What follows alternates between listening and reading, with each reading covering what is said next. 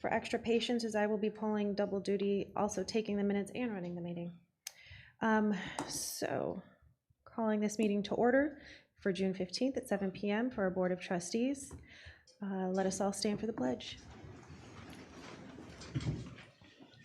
I pledge allegiance to the flag of the United States of America and to the republic for which it stands, one nation, under God, indivisible, with liberty and justice for all.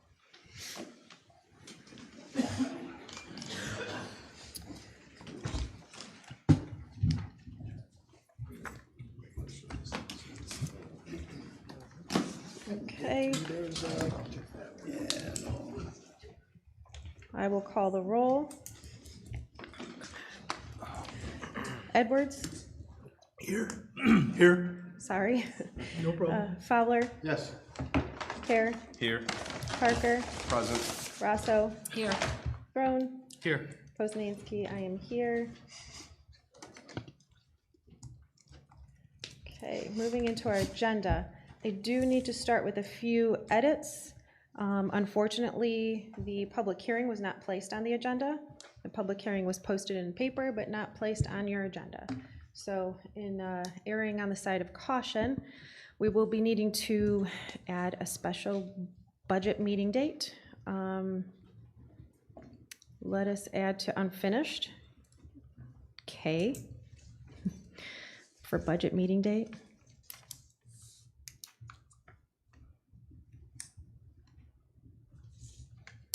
And then when we do get to those items, we are not able to make motions to pass them, but we can discuss them. We do have accounting here. Should we need to make any edits or have any further questions? If the public hearing was posted, does it have to be on the agenda? That would be a good question for Mark, of which I've already asked, but Okay. fill them in, Mark. Well, I err on the side of caution with respect to these matters. If somebody were to just walk by and look at the agenda or go to the website and look at the agenda, the public hearing not being there, my recommendation, because you still have time to be able to have the meeting, adopt the budgets before July 1, I recommend that you do that so that there's no question as to the legitimacy of your actions. Understandable, thank you. Okay, so with that adjustment, with the addition to our unfinished business, do we have a motion to approve the agenda? I would like to add to the to new business an item, Village Park maintenance. Okay, so you want L? I beg pardon? L? Yes. And have Ruth Heidelberg give a presentation of what's going on.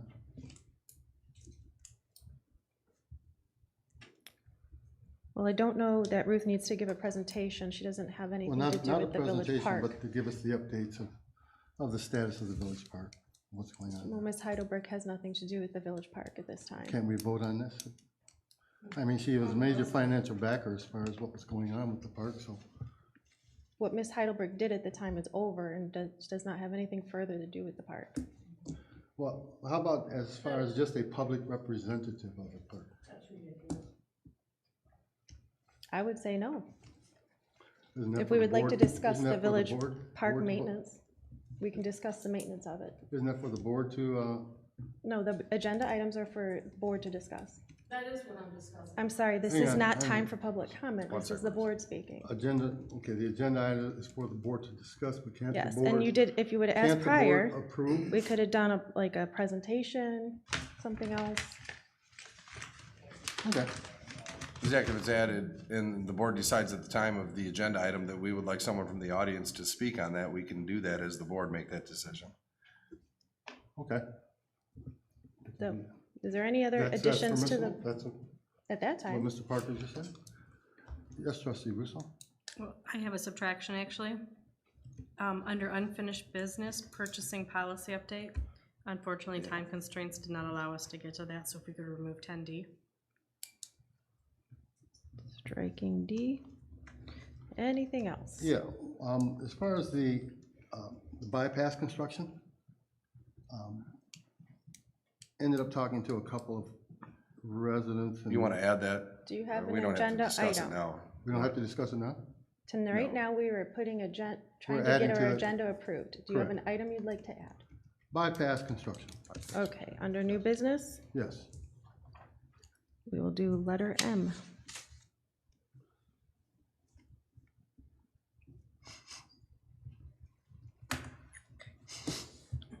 Okay, so now we have our agenda.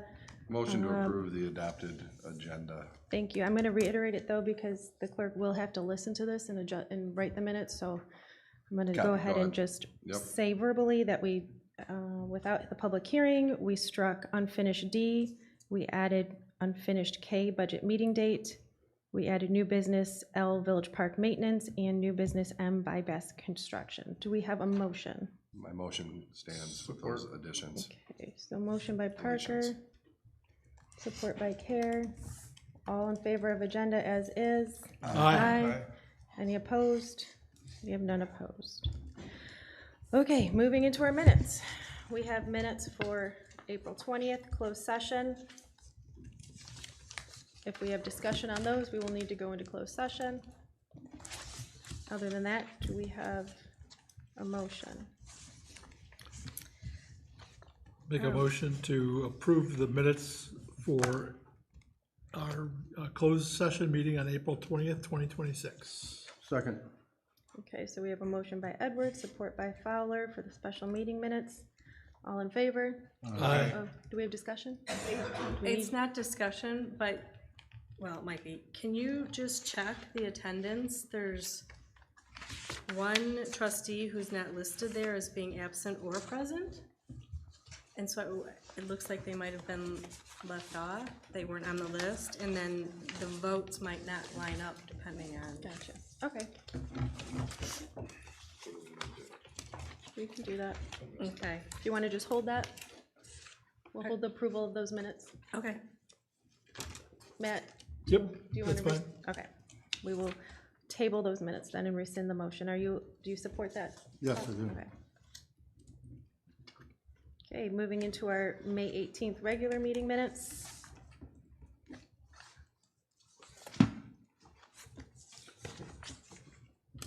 I'll make a motion to approve the regular meeting, May 18th, Regular was May 19th. May 19th, excuse I me. think, and then we had a close. Yes, Gotcha, the minutes do say 19th, I apologize, my cheat sheet has the wrong date.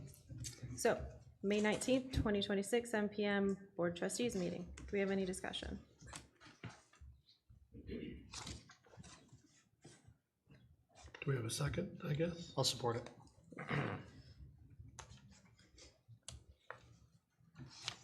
Any discussion? Okay, hearing none, all in favor? Aye. Any opposed? Hearing none opposed.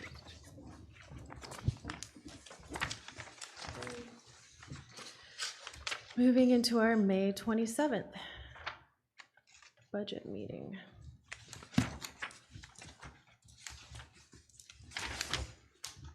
Motion to approve May 27th budget meeting minutes.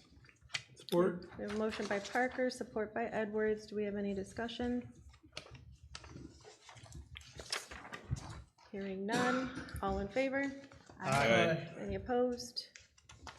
Hearing none. Motion to approve June 2 budget meeting minutes. Support. We have a motion by Cares, support by Parker. Any discussion? All in favor of June 2nd? Aye. Aye. Any opposed? Hearing none opposed. Okay, moving into our council bills. Are we gonna leave the other closed session off for approval? May 18th. The May 18th?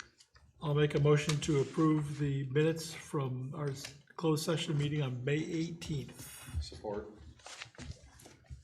Okay, so Edwards, support by Parker. And I would say that might be the same issue, that there's a trustee not listed as absent or attended.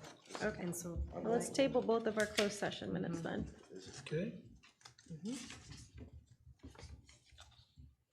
unless that person wants to confirm whether they were there or not, but it doesn't reflect on the minutes. I think we need to. Okay, let's move into our council bills. We have bills in the amount of $24,746.46. and $211,000, $677.10. Do we have a motion for the bills? I'll make a motion to approve the bills as presented. Support. We have a motion by Care, support by Throne. Do we have discussion?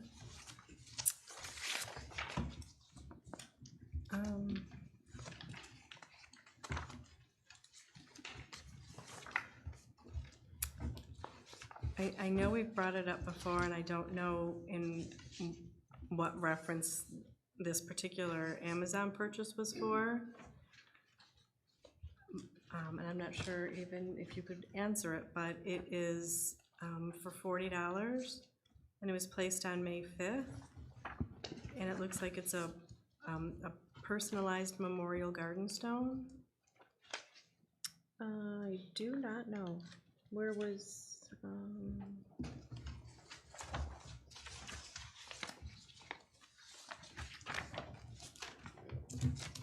you tell me a price? $39.99, but with tax it was $45.98, or shipping, excuse me. That's a police department purchase. You'd have to give a chief. Chief? So my concern being, if it's for a staff or a personal person, I think we've talked about this before, public funds can't be used for Correct. private. So if you could address that. Yeah.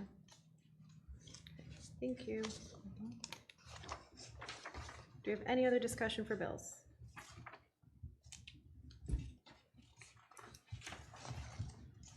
Okay, I will call the roll. I am a yes. Rome, Yes. Rosso, No. Fowler, No. Parker, No. Edwards, Yes. Care. Yes. We have our presentations. We have the DDA.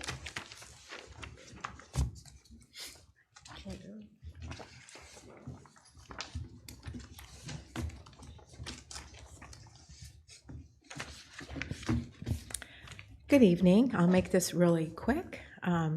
Just to update you on what we have been doing. Our spring flowers have officially been installed throughout the downtown, and they look fantastic. Downtown is looking fresh, cheerful, and ready for its close-up. A special thank you goes out to the Romeo and Juliet Garden Club for partnering with the DDA to adapt Starkweather Alley. Volunteers recently rolled up their sleeves and tackled weeds and overgrowth and all those other glamorous behind-the-scenes work that keeps downtown looking beautiful. The DDA is currently gathering quotes for new mulch, planting, and ongoing maintenance improvements for Starkweather Alley and other downtown alleyways. Downtown Romeo is getting ready to celebrate America's 255th anniversary in style. New patriotic flag buntings is being installed this week at the Village Park gazebo. We also are producing reusable shopping bags featuring the Downtown Romeo logo and America's 25th anniversary graphics, which will be distributed through the downtown businesses beginning in July. We are also very grateful to Vera's Balloons for generously donating 200 American flags that will be displayed throughout our downtown flower planters. Our planters are already beautiful, and now they'll be extra patriotic too. The first phase of our Ways Finding initiative continues to move forward. New downtown parking signs have been ordered and are scheduled for installation in August. Yay! In addition, a digital downtown parking map has been created and is now available online, making it easier for visitors to find public parking and navigate through downtown Romeo. Hopefully with fewer "where do I park?" text calls and confused laps around Main Street. We are excited to welcome our newest downtown restaurant, The Bearded Goat. The restaurant recently celebrated its ribbon cutting ceremony, is now open in the former Younger's location. The Bearded Goat offers a full-service dining experience with an upstairs event space for private gatherings and special occasions. We're thrilled to see new energy, investment, and good food coming into downtown. The DDA continues to pursue funding opportunities for the multi-module streetscape project. We recently submitted an application through the Michigan Infrastructure Office Technological Assistance Center, also known as MIOTAC, seeking technical assistance for a future SEMCOG Transportation Alternatives Program grant application. Now I know why you wanted me to read this, Kay. Thank you. To support future grant opportunities and required matching funds, the DDA will soon establish a fundraising committee focused on developing a comprehensive funding and partnership strategy. In other words, we're getting organized before we start asking everyone for money, which we think is polite. Coming next month, we will release our 2026 Mid-Year Impact Report highlighting downtown visitation, business development, marketing performance, and project accomplishments from the first half of the year. We will also unveil our comprehensive placemaking improvement plan, which will serve as a roadmap for infrastructure enhancements, public gathering spaces, beautification efforts, and community-focused investments over the next 4 years. The future of downtown Romeo is bright, busy, and blooming. We're looking forward to continuing to share our progress with you. Thank you. Thank you, Kathy. We did not have any correspondence, so moving into public comment. You do have 3 minutes at the podium. Speak about anything you'd like. There is public comment also at the end.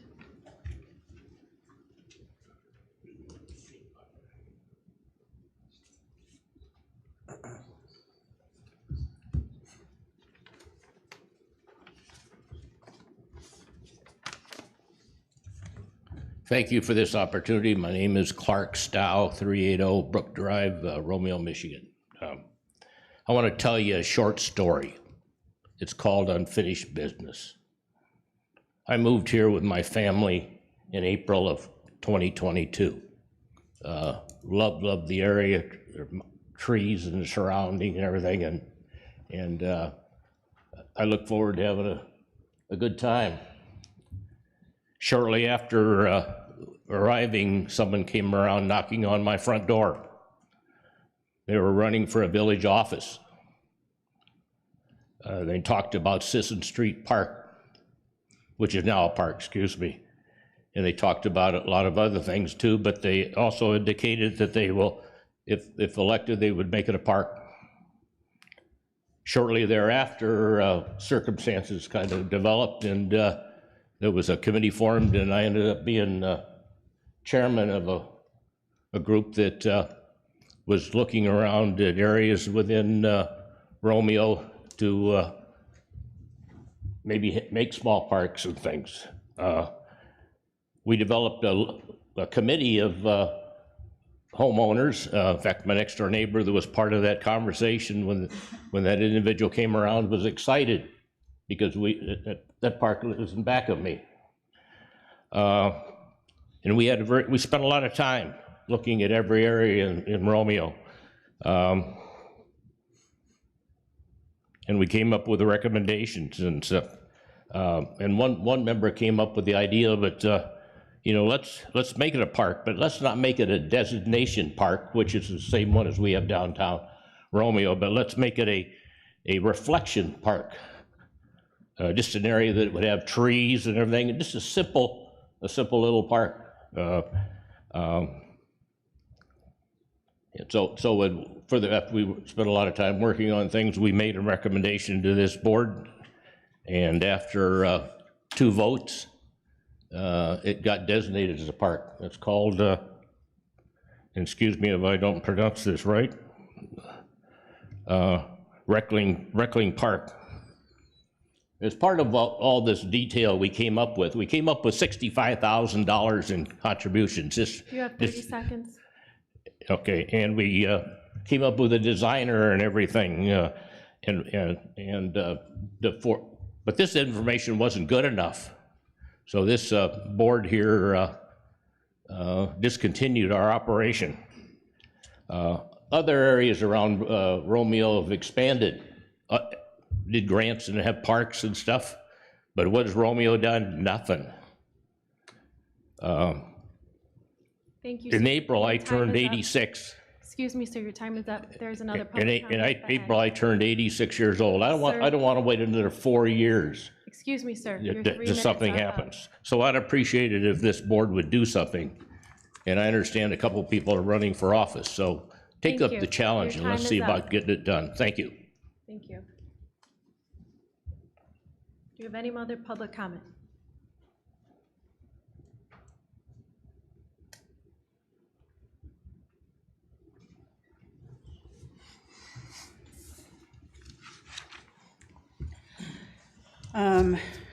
I kind of agree with what Mr. Stowe said. I think also we need to pay a little bit of attention to our park that's right in town. We just had the Vintage Fest, which was very successful. I want to thank everyone in the village who came out for it. Some of the trustees who came out for it. A lot of kids were in the park, you know, for the magic show and whatnot. So to have them sitting on some brittle dry grass was not exactly wonderful for them, even though we had some rain, it wasn't quite enough. So I'm hoping that we can get something done. We all know the story. We just need to turn on the water. Another thing that I wanted to bring up, though, and I love having our extra restaurants in town, Host Restaurant has now got basically the public sidewalk blocked, except for an area maybe this wide, which I'm not even sure is enough for a person on a walker, or definitely not a wheelchair to get through. And God forbid, somebody like my dog, once he's better, he just had surgery, but walking down and seeing food sitting right at the end of the table, he's not all that polite. He might just be grabbing a little bit of a snack. I really think that we need to take a look at that and make it just one side of the sidewalk, or if they're gonna take the, you know, the whole thing, let's start charging rent, make some money. Thank you. Do you have any other public comment? Okay. Moving into our officer reports.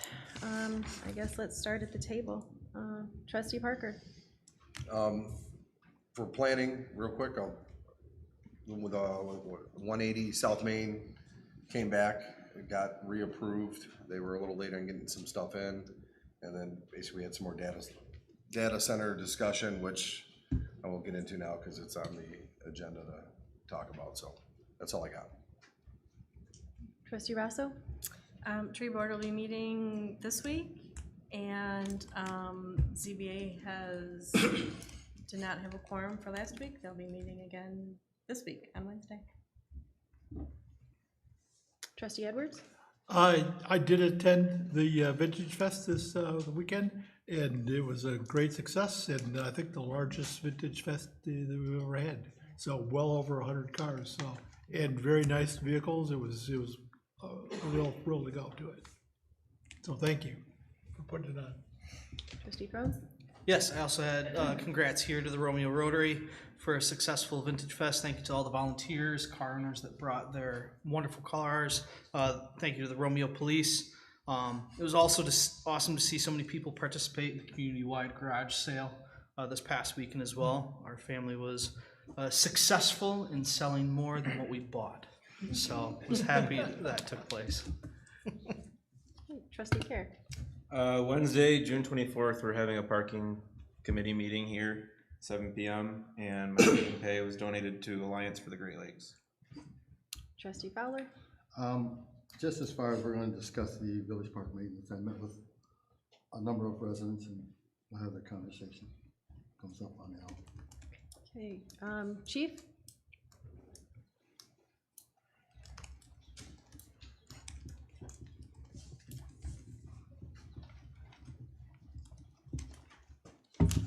I don't have anything to report on tonight, but I can address the Memorial Garden plaque. That was the passing of the mother of a 30-year employee. I was told at the time that that is a common past village practice. If it is not, then let me know and I will reimburse it myself. Thank you. Thanks, Chief. Okay, no clerk report, and in the essence of time and agenda, did a lot of work for the village this month. There you go. Moving into our business. Unfinished, short-term rental. This was handed over, or back to us, rather, from Planning Commission.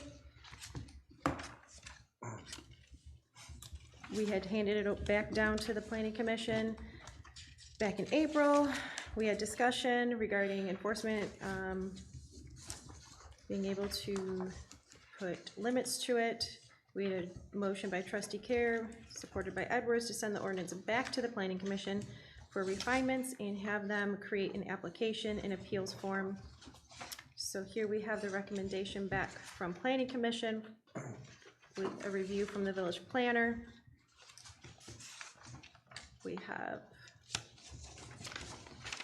the application, and then also the violation or revocation form. Do we have discussion?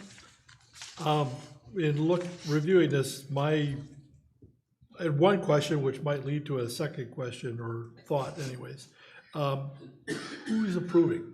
We're gonna have Bomarito approve these, or we're gonna have the clerk approve these, or the village president approving these? I mean, I guess my offhand suggestion would be the clerk be the approver, but it doesn't actually say that in there, who the approver is. But I'm assuming someone's gotta go look at this, because that checklist is pretty thorough, and therefore, is $50 really enough to cover that person's time and everything? That was up in the air also. So the monetary amount normally is not approved by planning, right? So that would come to this board or as a recommendation from the clerk or the president. So that can be changed pretty easily. And my thought would be that this would probably be looked at in the office for some of the stuff that's brought in. And then obviously the on-site would have to be done by, most likely have to be Bomarito. Probably. That was my thought too, but, so if he's gonna have to do that, I gotta believe we gotta charge more than $50. Yeah. And then I would have, personally, I would have the clerk do the approvals, but I guess that's just my thought process. Yeah, I mean, Bomarito's gonna have to go out and do the on-site stuff. I don't think the clerk is, Right, he's not you're right. No, he's not able to do that. right. The follow-up question that I had, I was Maybe looking you at could the approve this. fee as well. This fee is separate from the occupancy and building permit fee that would be associated with Bomarito coming out and inspecting it. This $50 is just An application, right, but the the inspection right to- fee would have to be calculated, whatever they feel. Mike would have to address that. Okay. So that would be in addition. Okay, other than fee, do we have any adjustments to? I have just a couple of things that might clear up some of the vague pieces for the future. In the very first, at the very top, owner occupied short-term rental, that little paragraph up there.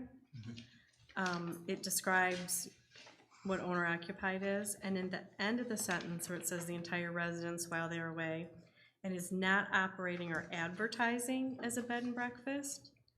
I think advertising could be a bit vague, and if we're trying to avoid it becoming a bed and breakfast, maybe adding more specific language like registered with the Michigan Department of Treasury as a bed and breakfast, so that it's a finite way to define instead of just saying advertising. And then you know whether they're actually. Or we could, special land, as approved by a special land use as a bed and breakfast. Because we would have to do that in order to. Yeah. Sure. Presuming they're not still running it like a, yeah, special land use, okay. Just something more specific. And then a little bit farther down under number 1, where it has the application and registration, it says they must be registered annually. Do they need to then annually turn in their certificate of insurance as well? It doesn't specify annually, it just says when they first apply, they have to turn it in, but I would think they would need to turn that in annually when they're registering. Well, is it on the registration? Because I would think whatever's on that would be, So they'll fill out this, Doing so they'll do this full registration every year? That's my and pay the assumption from fee reading every it. year. Yes. Okay, so I think that would be a yes. full We should process. spell it every- out, make sure it's on there.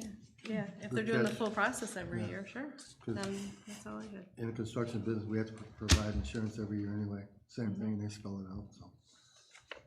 You don't put it out there, I ain't gonna give it to you. Period. And then do we have a way in place to know every year when these are due? To follow up with people, or are we just gonna have them every My year? assumption is that they will, when they approve them in the office in BSNA, we can put reminders. We're gonna have to have a list and pay attention to it. Okay, Well, we need to Similar put an to- expiration date on their approval. Yes, similar to, let's say a marijuana permit. We don't go hound them, they need to come to us. Right. If they don't wanna re-up it, my assumption would be if you don't come back, you didn't wanna redo it that year. Yeah, same thing. We come in for renewal of our contractor, you gotta register with every municipality every year, every time you go in for that first permit of the year. So, I mean, it's, there's ways to track it in the Okay. systems. I mean, it might not be a bad idea to send a letter, hey, it's almost up, if you wanted to do it. But again, that puts a lot of onus on the village to keep track of all of these yeah, things. no, I would just say if they come in, there's a way to say, oh, by the way. Yeah, when they, You in know, Let BSNA, them they know right track, at the they, counter. they scan the information and literally whatever they give the client is scanned into their file. Okay, so then once the expiration date comes and goes, they could still be operating, but we wouldn't necessarily know if we don't follow up. Yeah, So what's the point then? well, we do have, if you're doing it without permission or without filling it out,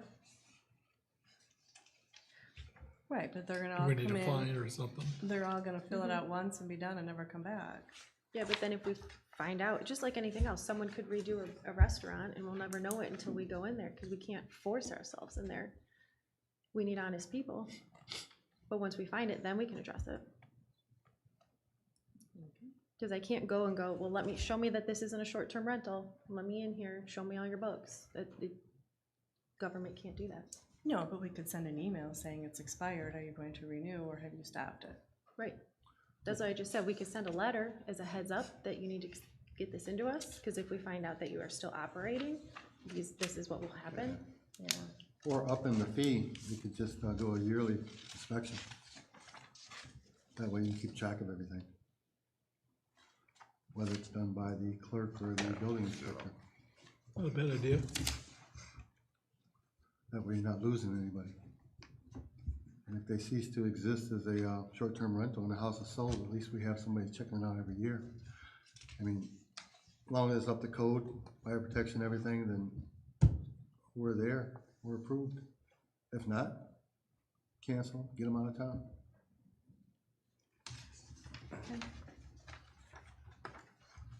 Because we're gonna up the fee anyway, so we might as well include that $250, $300. That way it ensures a yearly inspection by our building department or village clerk.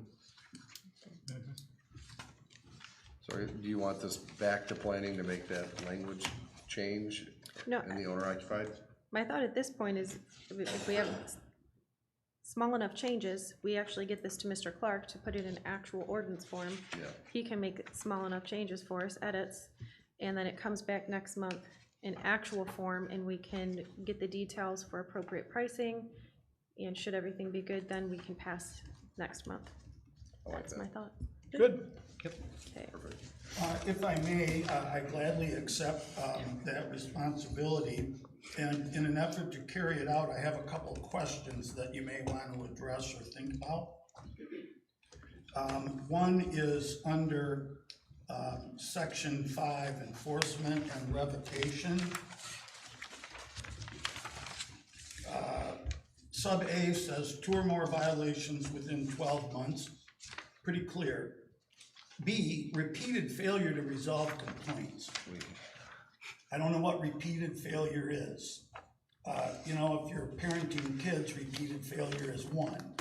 But in ordinances, you may allow for one or two. It just depends on how strict you want to be.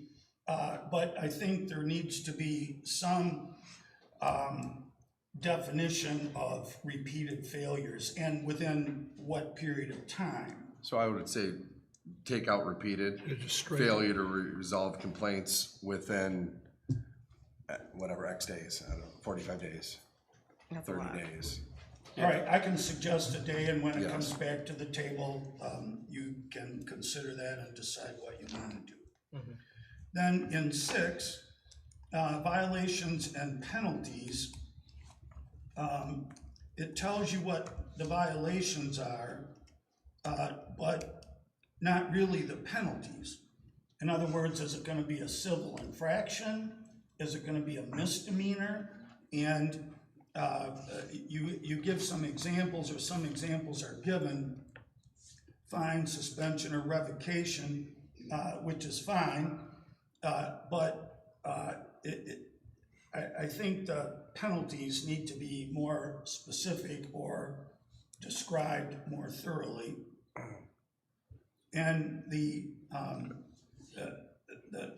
penalties will be set by village council resolution, which is fine, but I think it should be in the ordinance. You can say civil infraction, misdemeanor, whatever it is that you want it to be. I don't think it should be and I'm not being glib about this, I don't think it should be a floating penalty that every month it could change by resolution. I think it's okay to state that the monetary fines and costs can be determined annually or whatever it might be by the village council, but I think there has to be some mechanism, or my advice is that there be some definition of that. And then as part of that, under appeals, owners may appeal a violation or revocation. Submitting an appeal form within 15 days, the village council will review and issue a final decision. When will that be? Would it be at the next regular meeting or the first regular meeting after the appeal is submitted? There should be some time period so that you know what you have to do if an appeal is submitted, and a property owner or applicant knows when he or she can expect a decision. So I think there should be some framework for the consideration of the appeal. Yeah, I think I would put at the next meeting, regularly scheduled council meeting. if that 15 days falls within that time frame that submitting, days. right? If it came in Friday before a Monday meeting, it's probably not gonna be on that next regular meeting, so. Put 45 or 60 days, and at least it just covers one cycle of meetings. Yeah.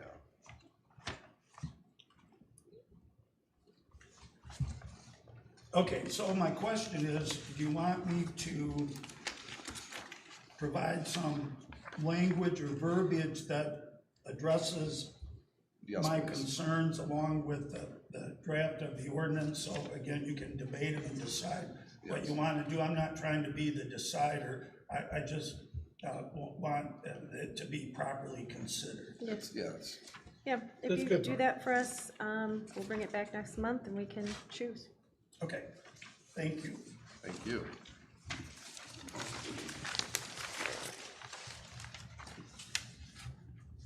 Do we want to make a motion to table until next month?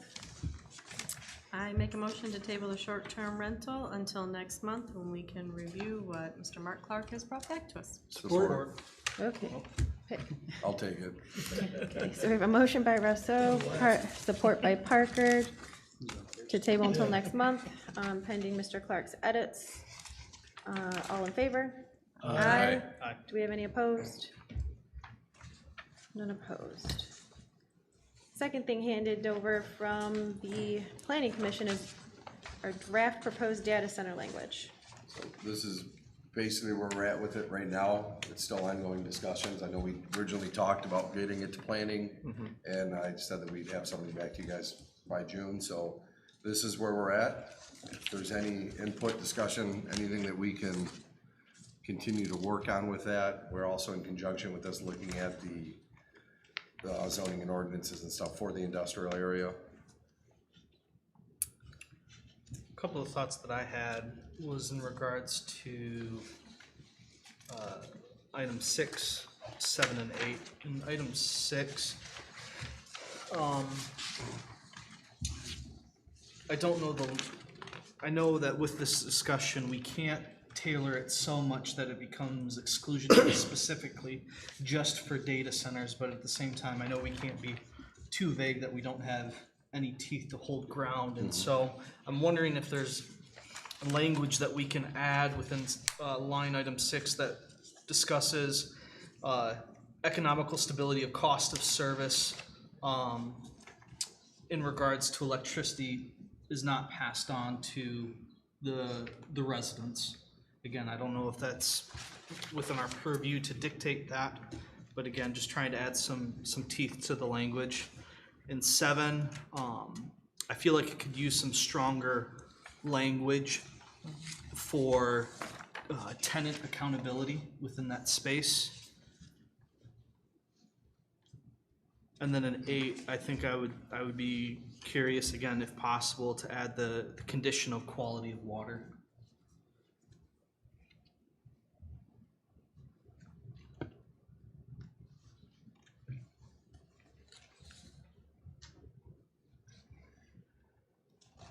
Are there any other thoughts?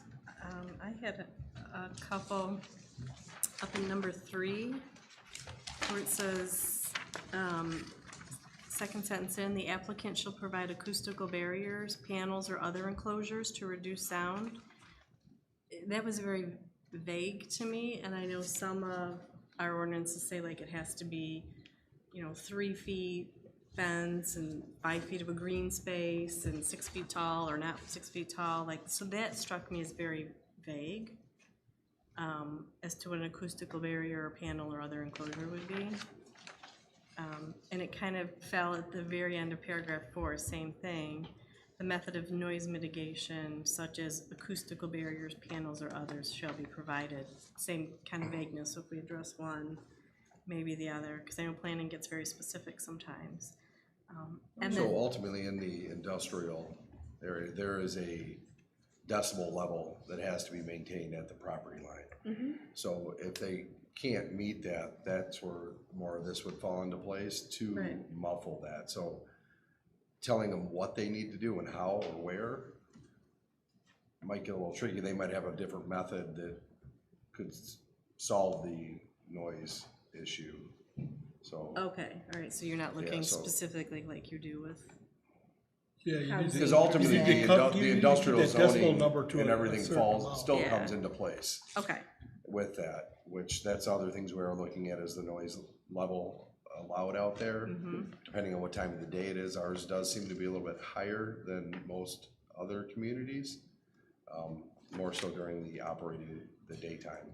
So all right. stuff's being addressed. And it does say demonstrating to the planning commission's satisfaction, so maybe you could specify what it needs to be, Gotcha, yeah. whatever that noise level is. And then and this falls back again, just listening to planning and some of the specifications planning comes through, but under number 5, where it talks about high quality design is evidenced by use of materials, color, and texture. Very subjective, which is fine, but I know sometimes planning gets specific with some things. So was it left subjective and vague on purpose, or, can it be purple, orange, and green, and we don't care? Just a thought. Okay. That's all I had. For number 7, the applicant shall provide information regarding the methods of water conservation. And I know it's a first draft, but it'd be nice to have some meat on the bones there too, like what exactly are your methods of cooling, projected water consumption, kind of stuff like that. I think it's a good first draft. Yeah, what the standards will be. Yeah.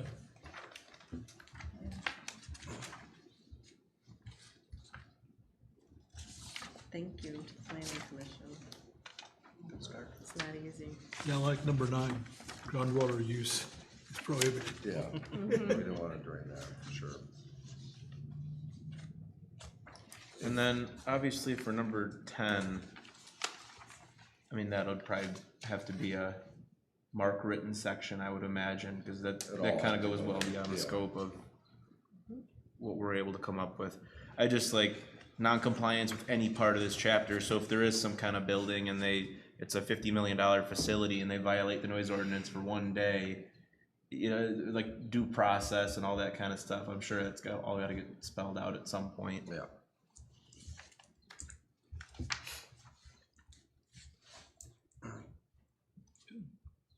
If you guys wouldn't mind, also in addition, I make notes, but just in case I miss something, just send me emails with this stuff so that I can get it back in front of planning, make sure Sarah and Karen have everything also, so we can start working to hit our end of year deadline. Am I missing in number 10 where it talks with the village withdrawing its approval? Are we putting this under special land uses and it needs to be approved? Correct? Yes, that's my understanding. Okay.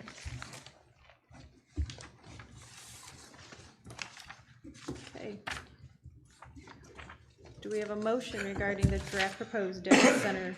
Would you guys like to see something else back within a certain time frame before, obviously, I bring something back in November, hopefully to have it finished for December, because I think that's our deadline, correct? Yeah, I think we still I have mean, we time. can always extend but if we don't have to. I don't think we need a motion for now. I think just take it back with some of the recommendations, and once it's ready, we'll see it again. Okay. I would think just like the target in mind would be have something by October, so that way it gives us November as a board to talk, work with Mark, December, And you if we need know. to extend it at that point. Yeah, exactly. Open meeting. All right, October's good, thank you. Okay, moving into our ethics policy, we did not make edits, We have a meeting set, right? not that I'm aware of. No, we don't. I'll email you tomorrow. And then- What I intended to do is, you had requested the benefit of my comments or language, and I'll do that. I should be able to get that out to the committee sometime this week so that you can then decide when you want to meet and you can discuss it. I think it would be helpful if you had something, which is my responsibility to put that together, but something to actually discuss rather than just take jabs at it. So I would do that. So once we get Mark's red line, we'll set a meeting date. Go from there. Sounds good. Struck purchasing policy, moving into our proposed water sewer rates. So we discussed this last month, we had a few questions. What I have for you is just the 7% in the water. No, water unchanging and sewer 7%. So it comes down to an overall 4.7% increase.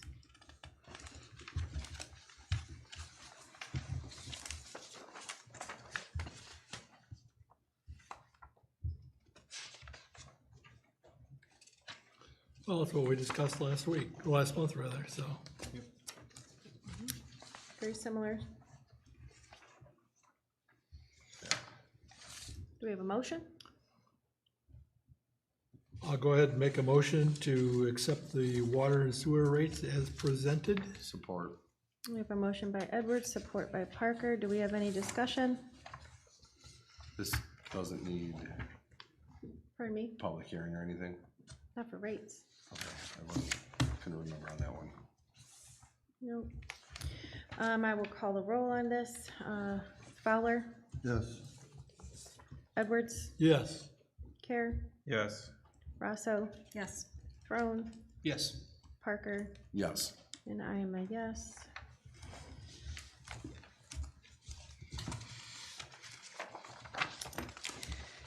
Last month I brought to you a piece of village property that we have, our well property that sits in Washington that is no longer a viable well, it's disconnected. See if we wanted to do anything with the property, hold on to it. I was able to get a bit of information for us, of which I have provided. I don't know if we wanted, how much more you want me to dig into this? Is there a value on here that I missed, property value? There's not. Okay. Do we have any idea of what the value of it is? A quick Google search, you'll see that with Macomb County right now, vacant land is going anywhere between 30,000 to 70,000 an acre. It just depends upon location, access to utilities, zoning, etc. This is 3.38 acres. We do have pond per se on it. I don't know how much you can actually build on. Wow, there's only 58 feet of frontage. It's kind of weird. Well, Just 58 enough- feet, yeah. Just enough for you're a right. sub-entrance. I don't think this, I was trying to figure out how this is Yeah. zoned. I don't know. Thanks for getting the info. Do we want anything Good else? to know. No, Sit on it. Keep it in our pocket and see what comes up. Yeah. Right? Yep. Okey-dokey. Just for your info on that property, if that well, if you do decide to keep it, we have to maintain that well, or we have to abandon it. Yeah, so per Decommission. Eagle, we do have to either maintain it or abandon it, which means, I think abandoning it was about $5-6 grand. It was $5,200 to abandon that well. So if we do keep it, we must do that. If we sell it, we could sell it as is and not have to incur that cost. It's up to the council. I think we abandon the well and keep the property. You might have to use it to offset your street repair.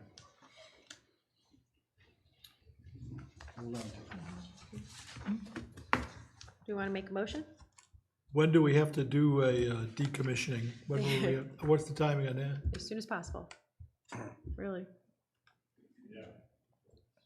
Maybe, can you? is there, We either continue to maintain it, which means we have to pull samples and everything out of the monthly, Is that what you're doing now? maintain the building and everything. No, we haven't been, but I had a sanitary survey with Eagle last month, and they're requiring it to do one of the two, or three. Sell it, Abandon it or maintain it. can we get quotes on what, actual numbers on what it's gonna cost to abandon or decommission? $5,200.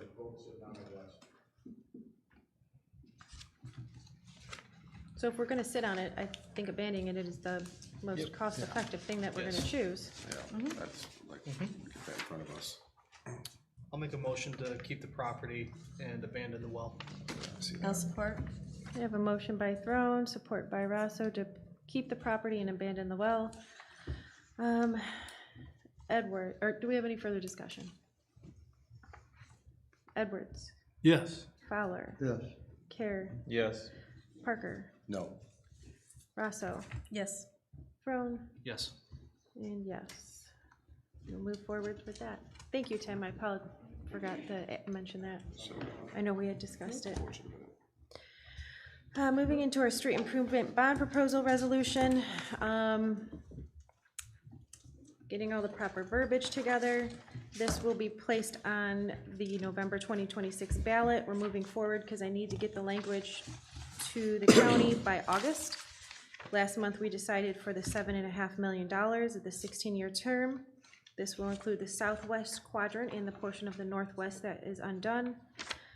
If approved in November, construction could start in spring of '27.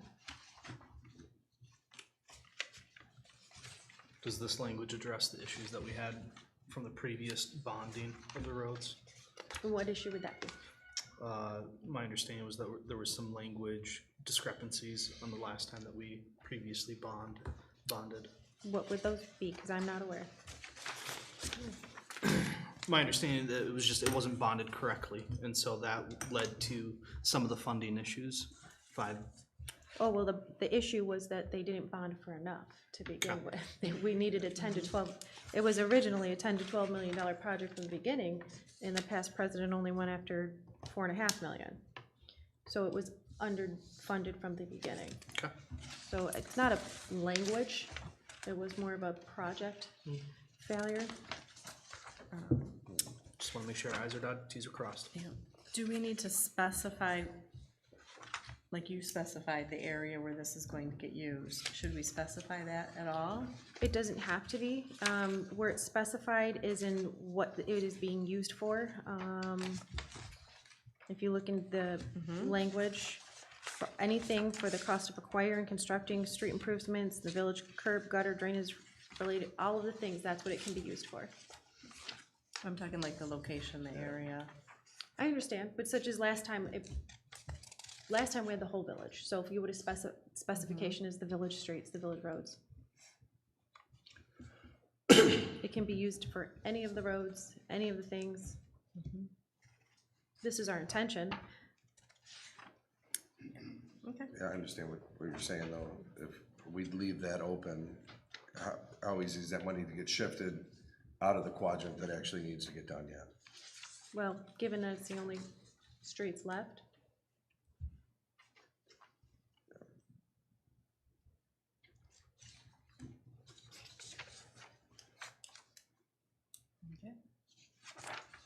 Okay, we need Make a motion. a motion.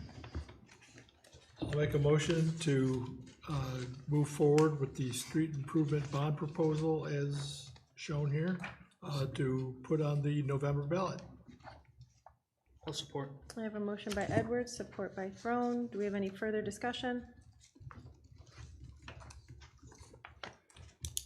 Okay, moving Care, Yes. Throne, Yes. Edwards, Yes. Grasso, Yes. Parker, Yes. Fowler, Yes. and yes. As previously discussed, here is our grant applications to date. I did ask Heather to add in the status, so you could see which ones we are still waiting for, where they sit, ones that were not a good fit.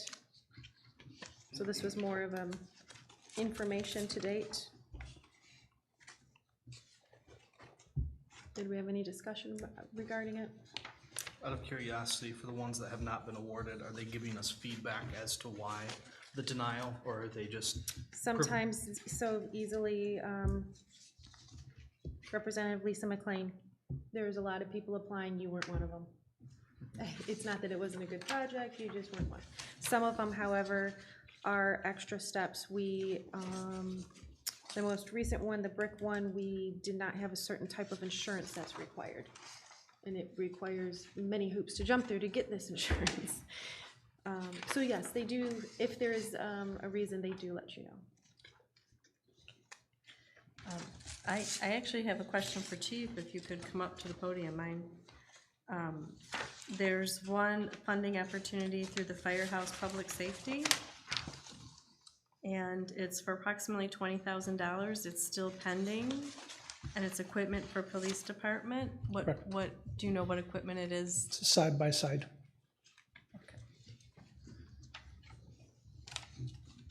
Thank you. Be able to get us around the fairgrounds during Peach Fest, inside of our special events when all the roads are closed.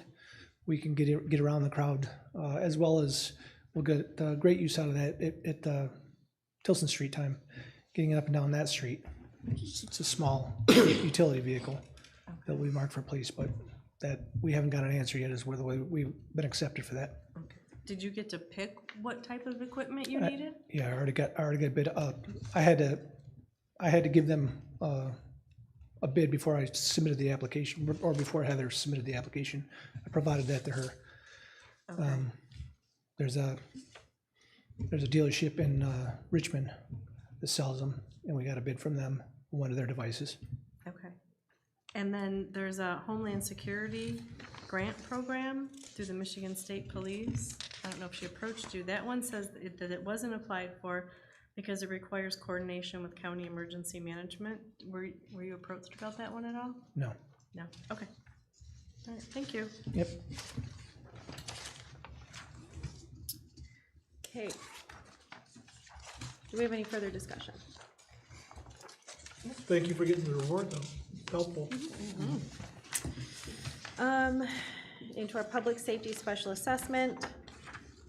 So as I started looking around, finding the details, I reached out to Village of Armada, as they currently have a public safety special assessment.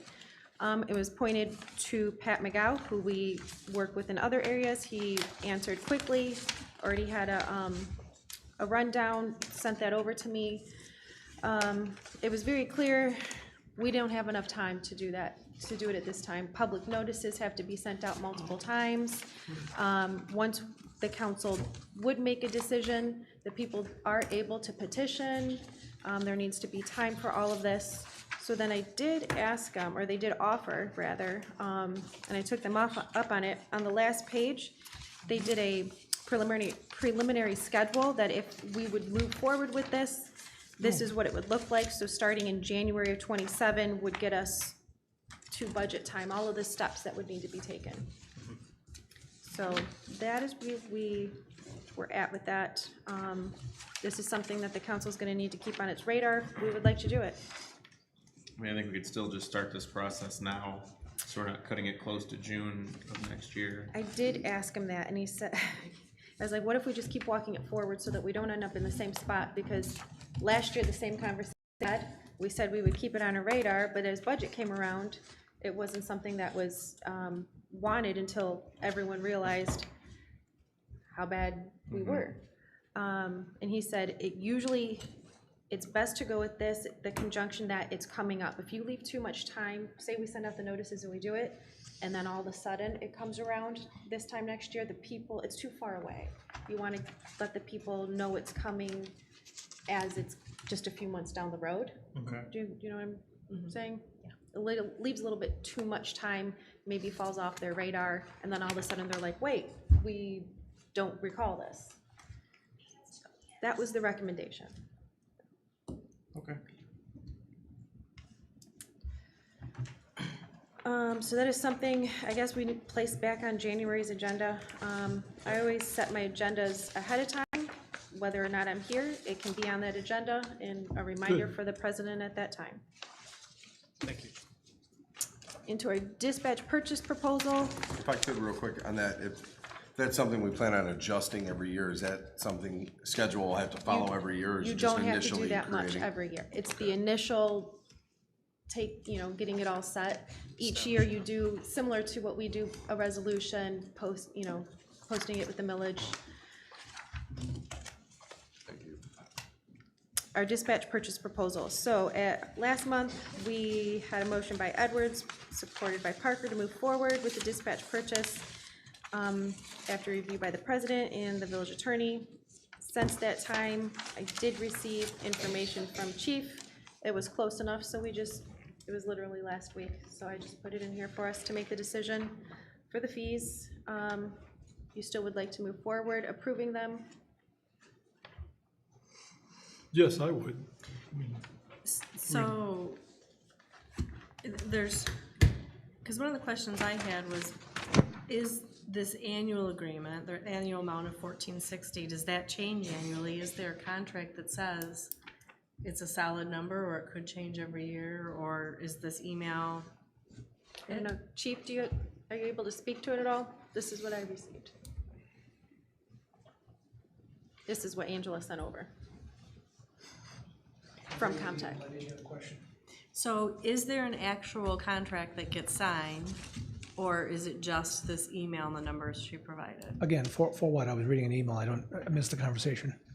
In regards to the Oh, dispatch purchase for the licensing. CAD license? Yes, so I forwarded you the contract. Did you receive it? Nope, I received the email of the discussion with the information. Okay, well, I forwarded one to you, and maybe it's in your spam, but there is an agreement we have to sign. Okay, And does it say that that could change year to year, or? It has no financials. Those are the financials, and that's what they could provide, which is why I preserved it on the email. In my conversation with Angela, the license we would be purchasing is a piggyback on one of their already existing licenses. She says they have not received an increase by Tyler Technology in probably 4 years, and they have no information that there are any increases coming. Okay. Okay. And this would put us in compliance with Bruce Township? Yes.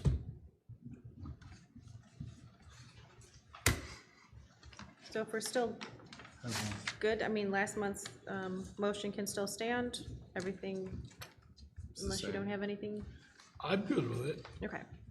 The only thing I'll kind of point out on this, in conjunction with the budget that we got, it shows a different amount on what we got in the packet. I think it says 1225 annually, and this is saying 1460. So that's an adjustment we'll have to make on that other. Yeah, we can do that, if it's a matter of a budget amendment or with the budget currently, since we have an extra few days, either way. Thank you. Thank you. Okay, moving into our new business, we have Board of Trustees meeting. Budget meeting dates? Someone set budget meeting date. Budget You meeting did. date to add one for special, for the Oh, public hearing. the addition, I apologize. Yes, so if we need to have the special, posted for 6 days. So we've confirmed that if we post it tomorrow, we could meet on the 23rd. Would next Tuesday be a date that we could meet? That's fine with me. That works for me on the 23rd. Okay. That's fine with me. 23rd. I would say at 7 PM.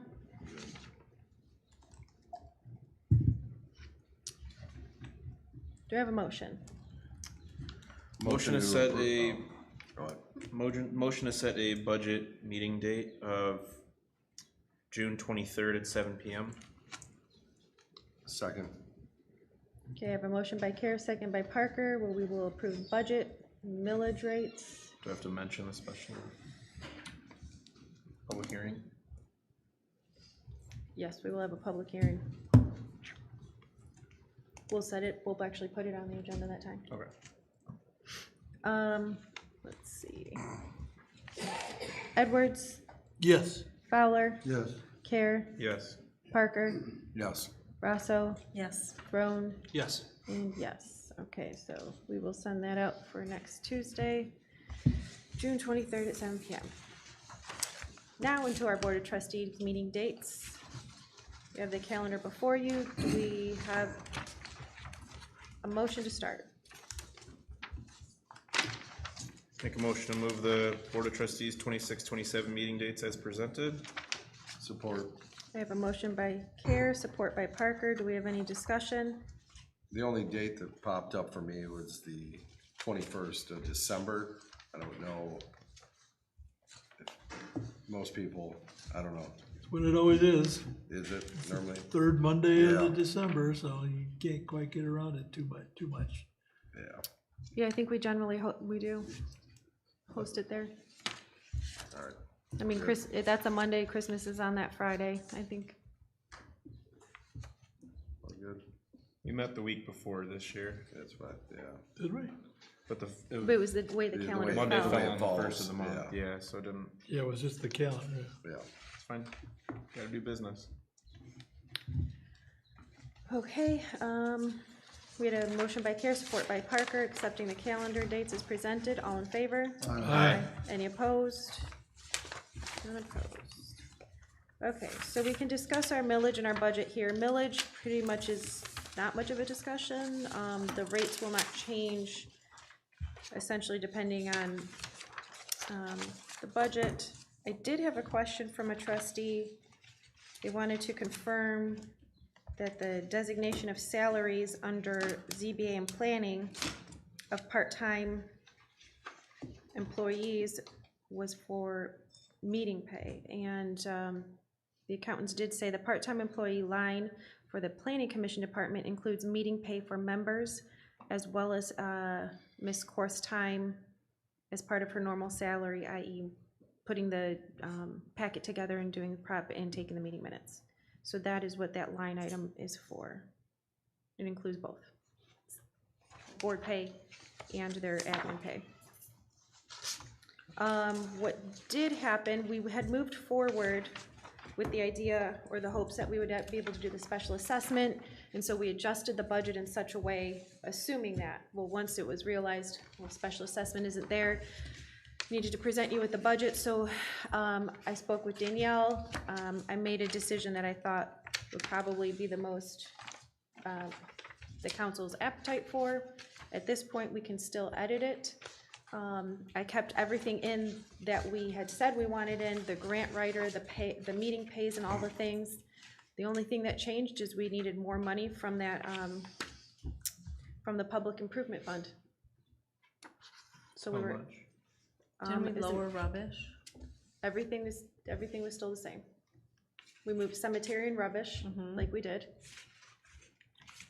No, and we took out the 2 part-time.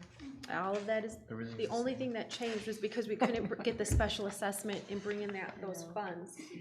Yeah. We wouldn't have had to pull from that, what is it? The public improvement. Okay. So we just pulled more money from public improvement. So this is basically buying us another year, Right, is what we're doing. Okay. right. Yep.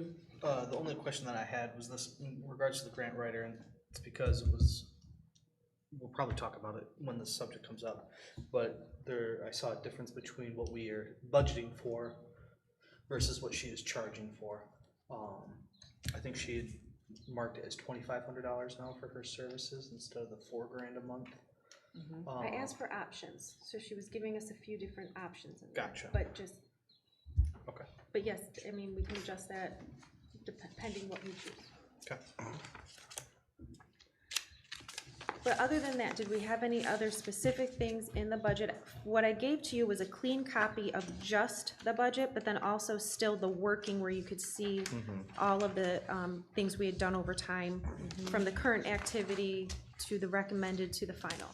But I wanted the clean one in there so there was no confusion of which column we're looking at, and that is why you have essentially two budgets in here. Yeah, so like I said, the only thing well, not the only thing, but the one thing was that Comtech IT fee needs to be adjusted. And now that we are gonna have a minute, we can adjust with that 40,000 appropriately from that fund, as opposed to, we could have passed it with an amendment, or with a, what's the word? But then just had a budget amendment afterwards. But we were like $5,000 off there. So at this point, we can fix that. Good. Okay, because this is exactly what will be coming to you on Tuesday, with these same millage rates, unless I hear otherwise. Okay. So we're making the adjustment for the content and then the other, right? Yep, So that's the. and that is it. Because they won't be coming here on Tuesday, because it will all be done. Just so we're clear, there's no more questions. The people won't be there to answer anything else. Okay, now into our grant writer.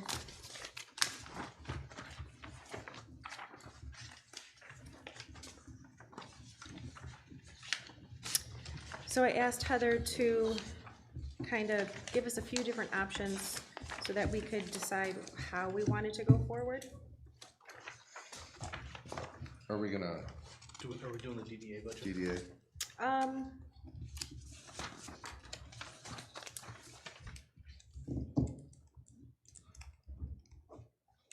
Are we doing Mr. that? Clark, I'm thinking too many things at one time. Mr. Clark, where were we? Because without the special, I believe we public should hearing- do the DDA budget when you meet next Tuesday, because it's yours to approve. And I harken back to the publication notice or the posting of a public hearing on that. So if you're doing the public hearing, you should include in my opinion, the DDA budget and act on both of them on Tuesday. All at the same time. Yes, I apologize. That's, But, yeah, was there any discussion, I guess, was. if you want to discuss it and we want to go over some of it, that would give us if there time. was- If there was any.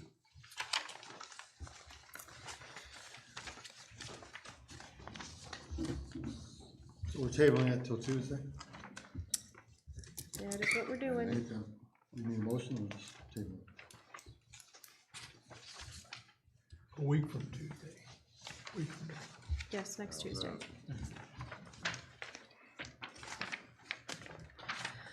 Okay, for our grant writer, I don't want to read too much of it to you. So for a bit of background, during the previous contract period, they conducted a comprehensive review of the village's capital improvement plan, mapping recommendation improvements across key infrastructure areas, sidewalks, parking lots, basically brought her up to speed on everything that needed assistance to look for grants for.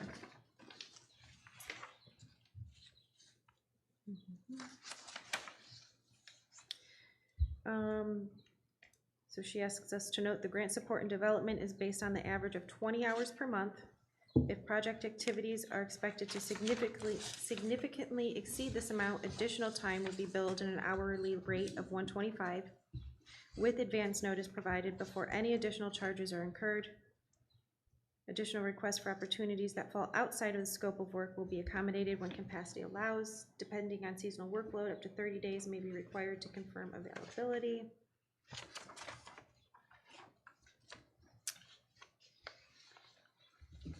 What is their monthly hours currently? It's the same. Oh, She it was is. supposed to be, I thought it was still only 20 per month. Yeah, so, I think it was 40, and that's why it was at 4,000, and now she's at 2,500 for 20 hours a month. yeah. I have to go back and look at it.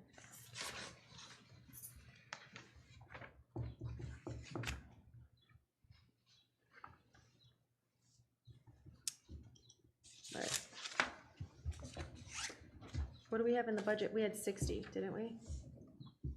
I think. I think we did the whole 4,000, didn't we? Yeah, we did the 40. 48?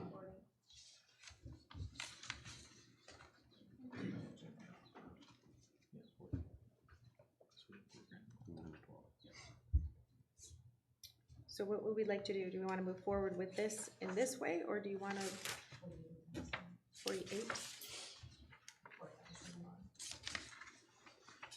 Let's see here, this is for a year.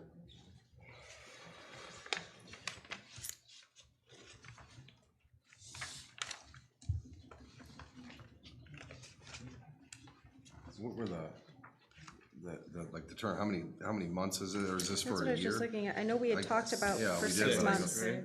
Yeah. We did talk about six, I just don't see that written. I think the So first one was only 6 months. Yeah, it's been 6 months, correct. Well, we can make it conditional on 6 months. Is it, I mean, I'm sure she wouldn't offer us something that wasn't, This is good for 90 days. So if we still want more questions and clarification, we have time. I just wonder how successful can you be with 20 hours in a month? I mean, I'm sure she wouldn't offer us something that wasn't. Right. I think the difference is that everything we've initially, there's so much that we've already scraped off the table of all the opportunities. At this point, it's looking in those. Okay. Do you know what I mean? Yeah. But I Yeah, think hard the parts initial over. taking on was a lot more, and now that we've gone through and we know which ones aren't a good fit or won't work, it's more of a niche. Okay. All right.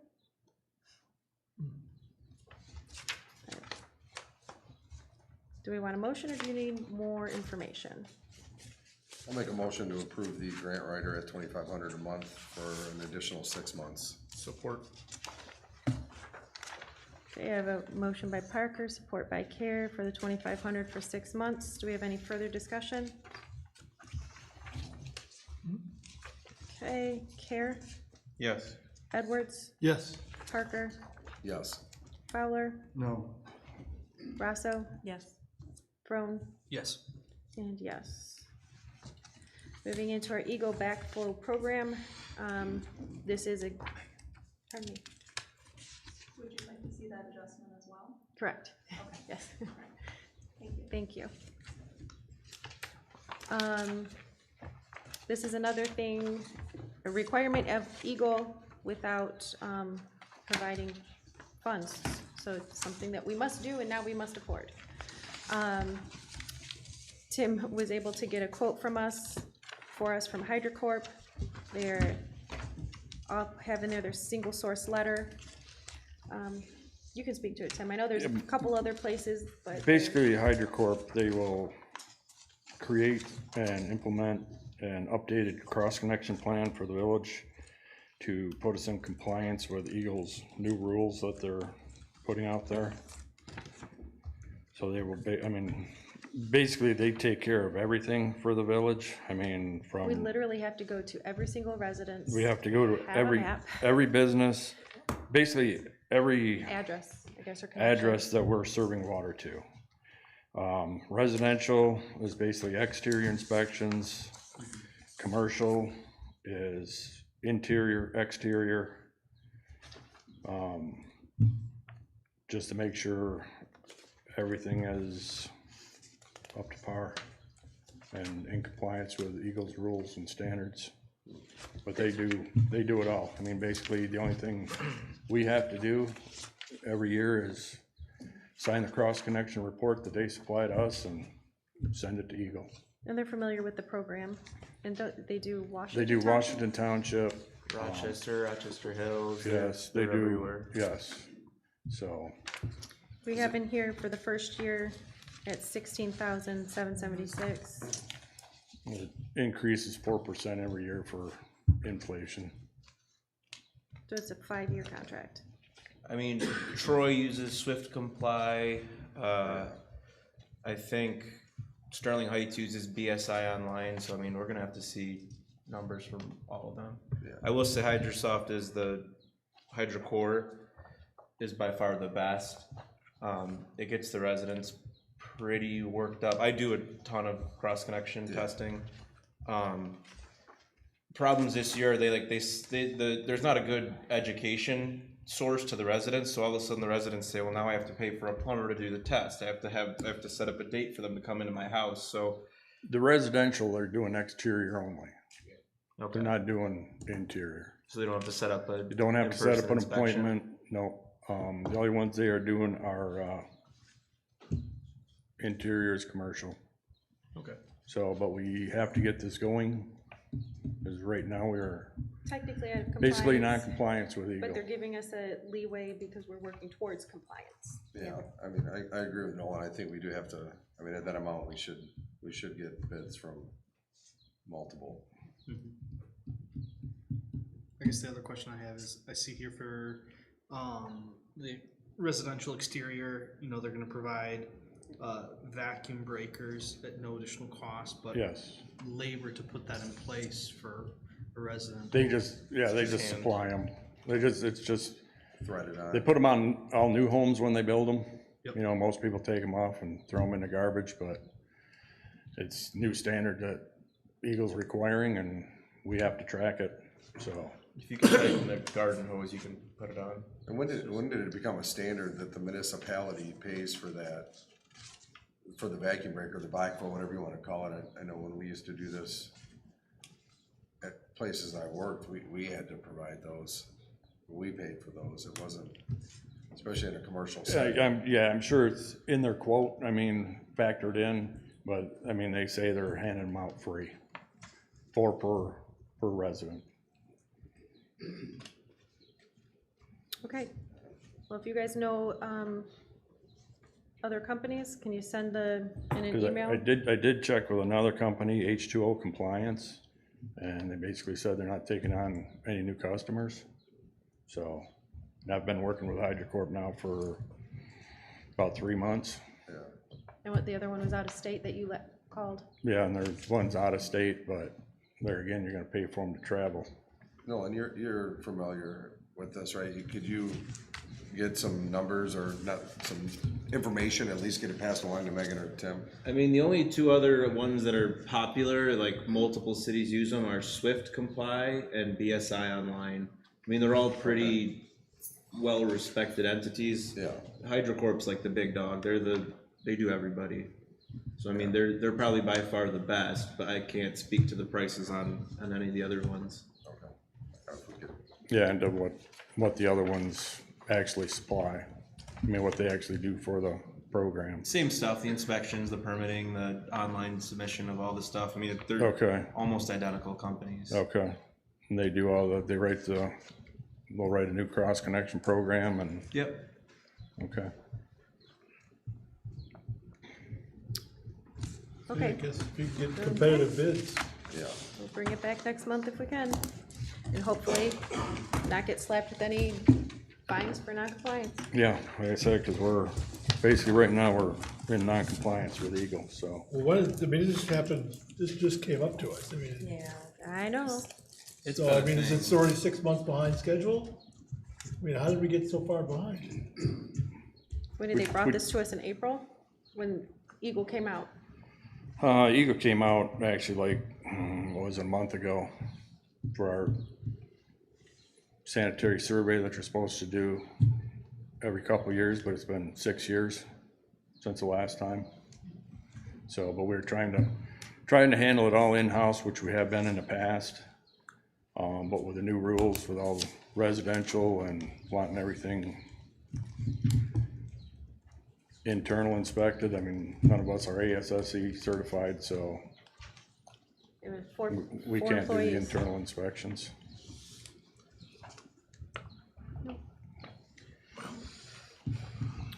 I mean, as a user, HydroCorp is the best. That's the Cadillac, but At a cost of what? it's the dollar amount Yeah. that's the I mean, if we problem. can be in compliant using someone that's half the cost, Right. I mean, we gotta do what's financially best for the village also.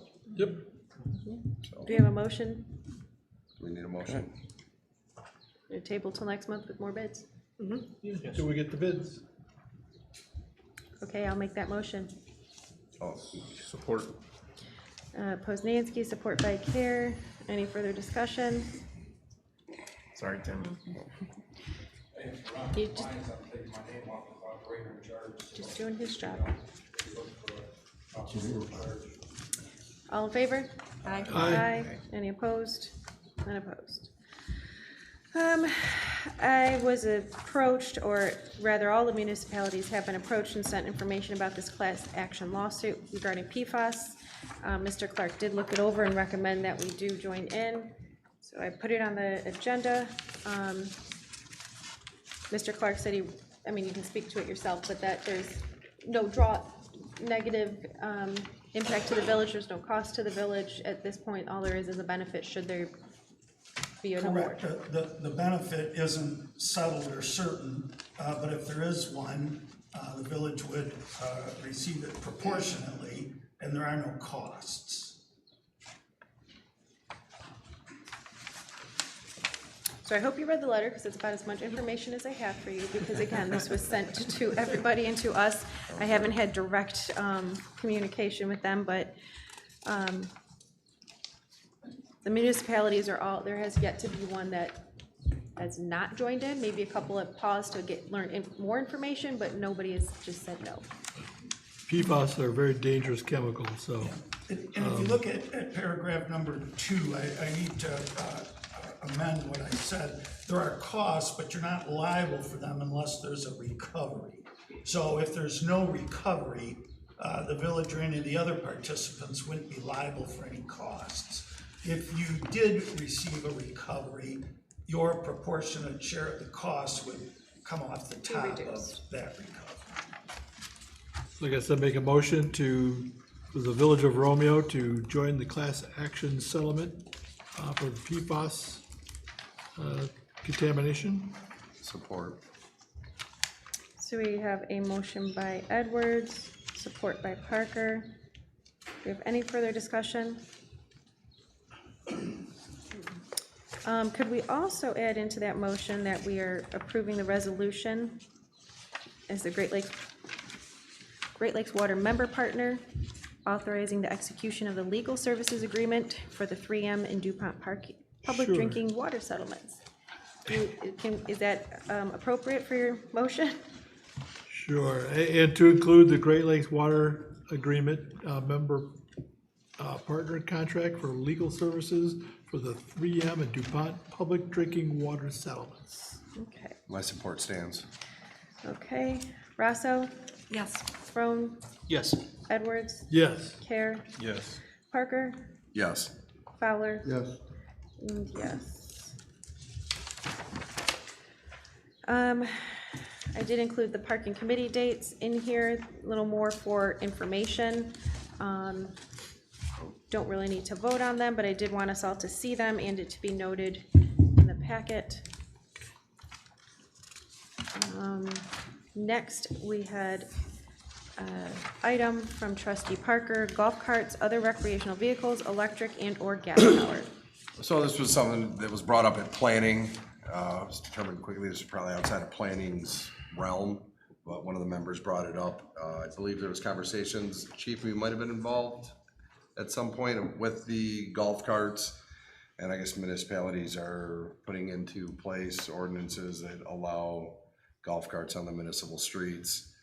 So they asked if I could bring it to us for discussion, see if something you guys wanted to entertain, but then that also brought up discussions about other motorized vehicles being used on the sidewalks and municipal areas that are becoming hazards with the e-bikes and scooters and motorcycles and all this stuff that are flying up and down. Somewhere we're getting up to 30+ miles an hour on sidewalks that are faster than the posted speed limits on the streets.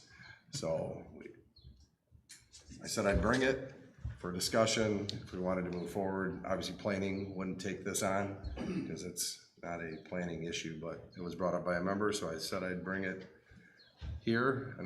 I think Chief, you had conversations with maybe Sarah and the member, or?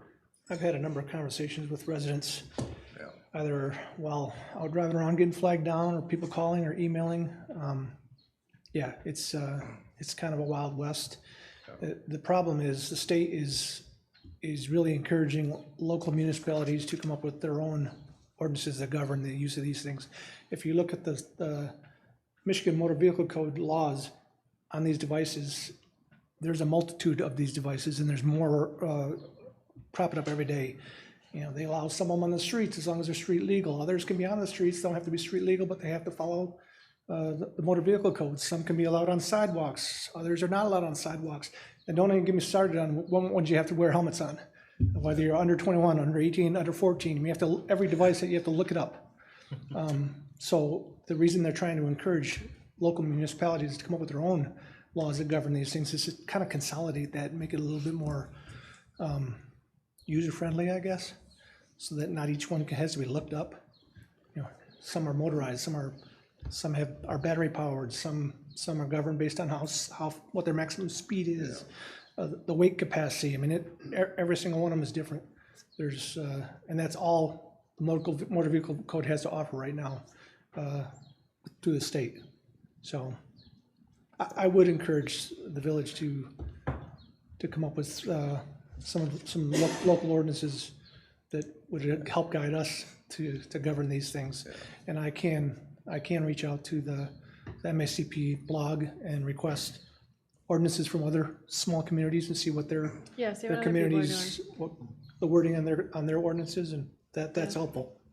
Yeah, and I do know golf carts, couple other small towns, there's a golf cart ordinance, there's a permit, there's a process for that too.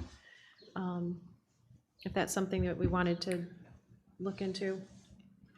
I think for a safety standpoint, and more I hear, because I'm old now, I listen to 950 in the morning when I'm driving around, municipalities having issues with, you know, people rolling out on these electric vehicles in front of vehicles, getting hurt, getting hit, causing accidents.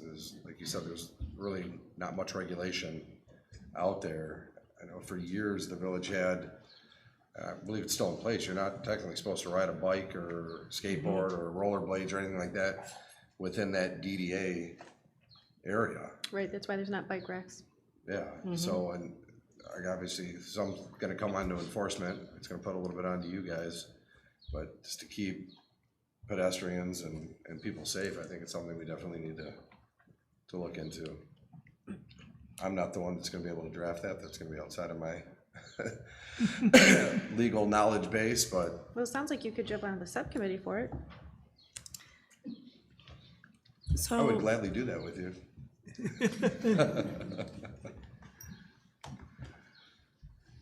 So for some of the, and this might be off the track a little bit, but for some of the more obvious current, like, you can't operate a mini dirt bike under the age of 16 on public streets. Are those simple ones that we can enforce? Not really, it's all dependent on motor size and maximum speed of the device and the weight capacity of the device. Every one of them has to be looked up and looked at individually, which is a local ordinance can, like I said, kind of bring that in and Put a canopy over the whole thing. siphon some of the mud out of the water, I guess.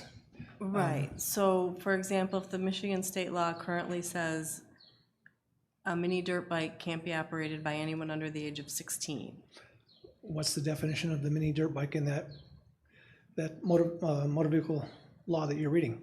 Yeah, what's the CCAs, what's the weight? Yes, the CCs of the motor, and is it battery powered, is it not? What's the weight capacity? Okay, so at this point, we're not enforcing any type of law at all?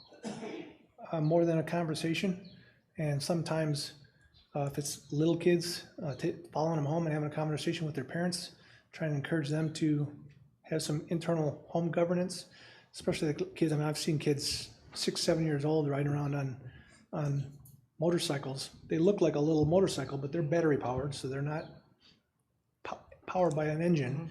But they don't even have helmets on.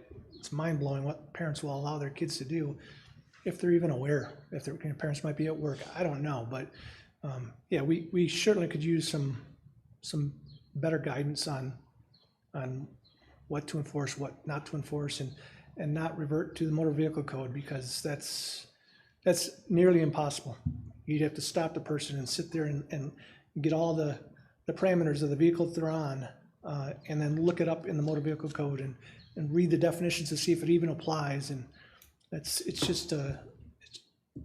it really has become the Wild West out there with these devices, and there's more popping up every day. Some are driven like motorcycles, some are foot scooters, some are e-bikes. I mean, there's just new stuff popping up all the time. I mean, golf carts generally have to be street legal, so do side-by-sides, but none of that stuff can be driven on the highways or the county roads. Yeah, there's some state stuff on golf carts, gotta be on a under 35-mile-an-hour posted street, they can't go over 15 miles an hour themselves. There's a lot of things that regulate golf carts at the state level, but as a broader. Headlights and taillights and things like that to be able to work on a street? Sometimes, but not always. Yeah. Sometimes things have to be street legals, others don't. Yeah.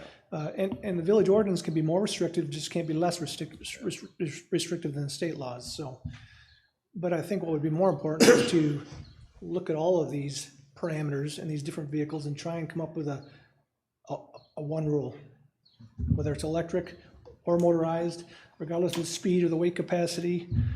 Come up with something that, like I said, siphons some of the mud out of that water, because that's all the MCL did was muddy the water with all the different laws they have for each individual device that's available out there.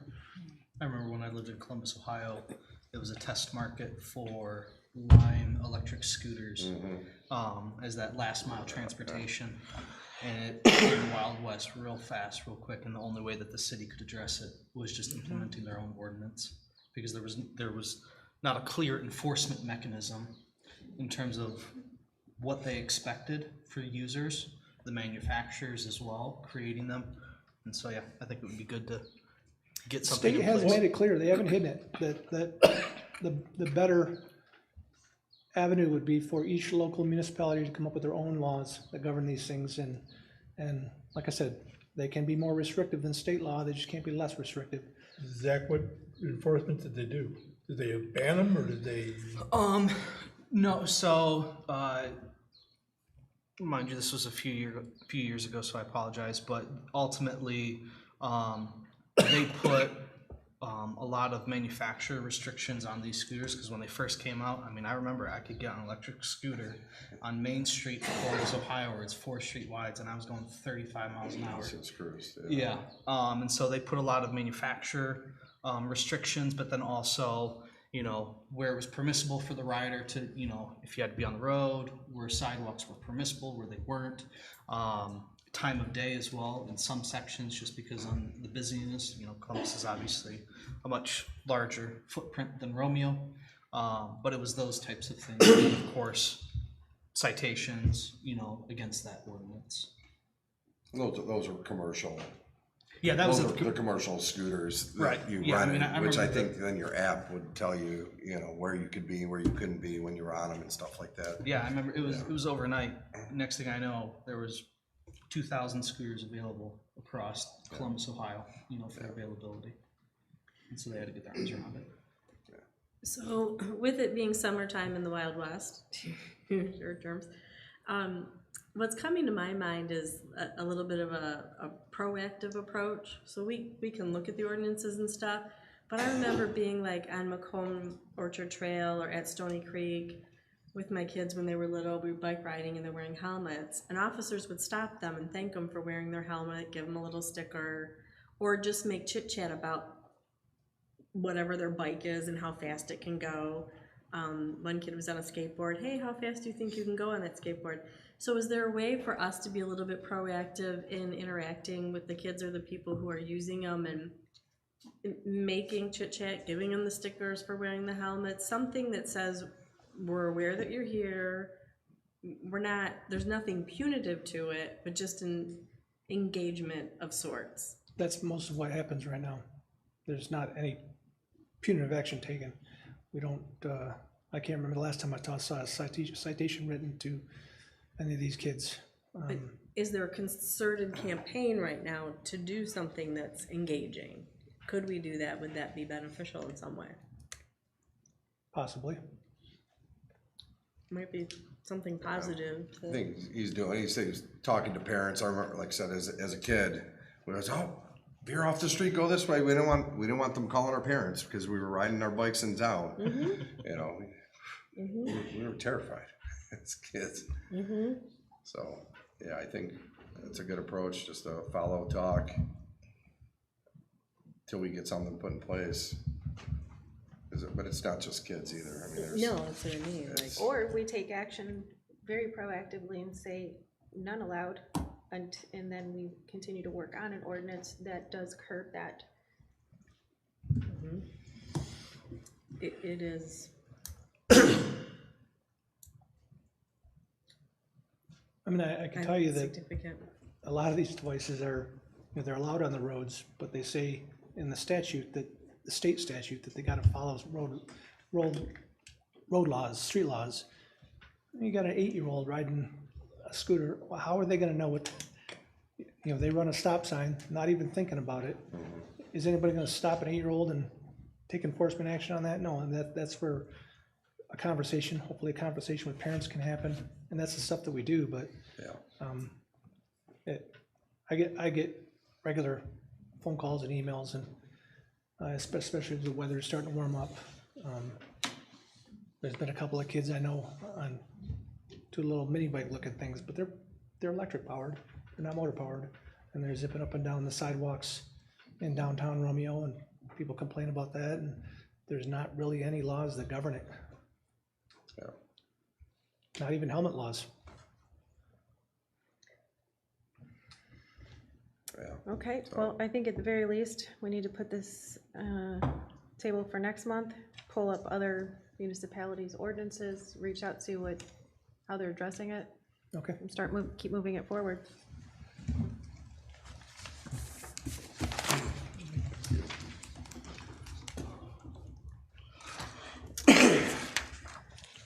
Okay, moving into our appeal for demolition for 239 East Lafayette. This is something that was brought to the ZBA. They've asked for appeal, so they are here at the council. What I did provide for you, or rather Sarah provided for me upon my request, is the minutes. She did give me the letters submitted from the applicants, as well as the whole application that was given to the ZBA, including with pictures and such. I did further add into here for you, at that request, there were actually two properties that were requested. One was approved and one was not. So to just curb any extra questions or information, I did add that one in here, so that you could see, compare why one was, one wasn't. And that is where we're at with this item. Does the council have any discussion? Were you at this meeting? I was not at this. You were not. no. It wasn't ZBA, it was actually Historical Commission. Oh, I apologize. Were any of the other members here at the meeting? No. I did not. Hi, Rev. So what you have here is their letter to request. What they did was, there was a motion, Smith made a motion to approve demolition. It was supported by Sedell. In the yeas, we had Smith and Seidel, and for nays, we had Conrad, Ingersoll, and Sherco. Did you guys look through the application and all the information? To confirm, these two addresses are next door to each other. Side by side, correct. Side by side. Yes. Correct. Yeah, and the one that was denied that evening, 239, is actually right on the corner of the intersection of East Lafayette and Bailey. Yeah, okay. So the one interior to the east was approved that night. So it looks like Mr. Ingersoll's concern was that there was not a description of what will happen to the site once demolition is completed. And that's, looks like what drove this, really. And then they just determined that they'd go to the board instead of offering that information. Well, so he wasn't actually, we're up oh, front I'm sorry, saying I thought you were talking to me. So my question, I guess, would be is, if that's the only piece that's missing, would we surmise that it's gonna be similar to what happens to the other piece of property? Would we wanna know from the applicant? Because that seems to be the only issue that was presented, that I could tell from reading all of this, unless anyone else saw any other issue or. Right, the minutes don't really offer a lot. That's why I put in both of them. So Yeah. if you could ascertain, the biggest thing, the difference I could see was the cost of rehabilitation. The cost of rehabilitation for the one that was approved was well over 200, whereas the one that was denied was just over 100. It did seem to be typical renovations for one of our older homes. It doesn't sound like it's irreparable. It sounds like it's a costly repair, whereas the other one had quite a bit more. They were both, they did both contribute to the historic appeal, so they both are contributing structures. That is it. I guess the only thing from the village's perspective, or my perspective per se, is taking this at face value that this is all that needs to be done. I don't know. We didn't have Bomarito go in there. We haven't had it verified by building inspector that it is deemed unsafe or anything else. And it was a 3-2 vote, which I thought was interesting, that only one person raised the concern, but 3 of them voted against it, even though they voted opposite on the other house. So it said to me there was something significant about this one that created that substantial difference. Well, I did talk to Caroline Seidel this evening. Yeah, which Smith is this, Sharon or? And Yes. if you look at this house on Zillow, it's beautiful. I mean, there's 12 pictures of what they've done on the inside of this house, and it's very nice. So Caroline told me that if she'd have saw that on Zillow before she voted, she would have voted with the 3. You're talking about 239 or 247? 239. Really? So she was one, Go on Zillow. 2. It's a very nicely done home. Are those photos accurate? I can't say. Again, I that's would if we never haven't in. been. Yeah. It's hard without additional information or the true intent of the historic commission, like, to change anything. Well, I mean, we can ask for more, go further, see, have Bomarito go inside, verify, the needs. Did any of the historic people go through the house? Excuse me. Not I- that I'm aware of. I'm sorry, I'm also on the HTC and I came this evening to talk about this same thing. Can you come up to the Okay, podium? thank you. Can you state your name, please? I'm Mae Morrison. When we initially had our first meeting and we turned down, we actually tabled the demolition of this and asked Mr. Raz to bring us back a completed application. And as part of that completed application, the full structural report with our template. And I say that over the last probably 6-8 years, the HDC has made a committed effort to try to equally figure out a way that we're applying everything exactly the same way. So we talked to the historic district in Detroit and got what they used, which is a structural engineer template. We had the state historic commission come in and they ran a seminar for us on what should we be looking at, and specifically Romeo's different, as in we have an HDC, but we can't say no to anyone with the exception of a demolition. So if someone brings us a building permit, we can advise them and say, you know, maybe we don't like what you're doing, or maybe instead of using vinyl, you might want to use a party board with a cedar look to it. We can do those sorts of things, but we can't tell them no. The demolition is different. And so we revised our application, and Mr. Raz did sign the application both times. But if you would look at your application there, specifically the second page, where under number 5 it says, for demolition requests, all requirements below must be completed. A structural assessment report of the property completed according to the commission's template by a licensed structural engineer or architect.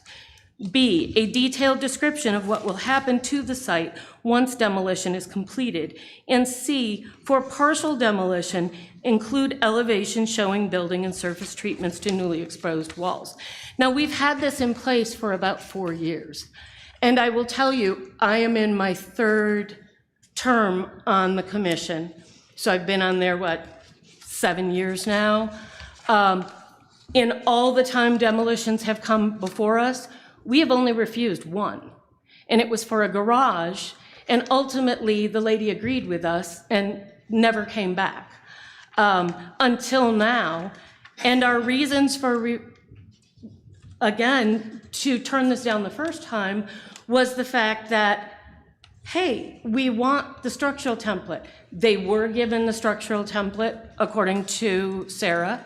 So we didn't understand why people in the village, specifically even our last meeting where we approved a garage coming down on Benjamin, and he paid for a structural report according to our template. And we approved it again.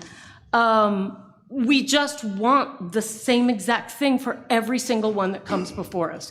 We don't want a situation like happened with the house on the corner of Lafayette and Rawls Street, where someone just came in and bulldozed it down because they felt like they couldn't get through to anything. We really are trying to do the best thing for the village. So that was the reason that we tabled it the first meeting and said, you need to come back. Well, they did come back, and they didn't do it according to the template again. And I will be 100% honest. I blanked that meeting. And so I did not go, because had I been there, neither one of them would have been okay for demolition. Because as far as I'm concerned, if you can't follow the template, you have no right to be given the chance to tear something down in the village. Furthermore, you should know, I'm a real estate agent. I have 29 years of experience selling in this village.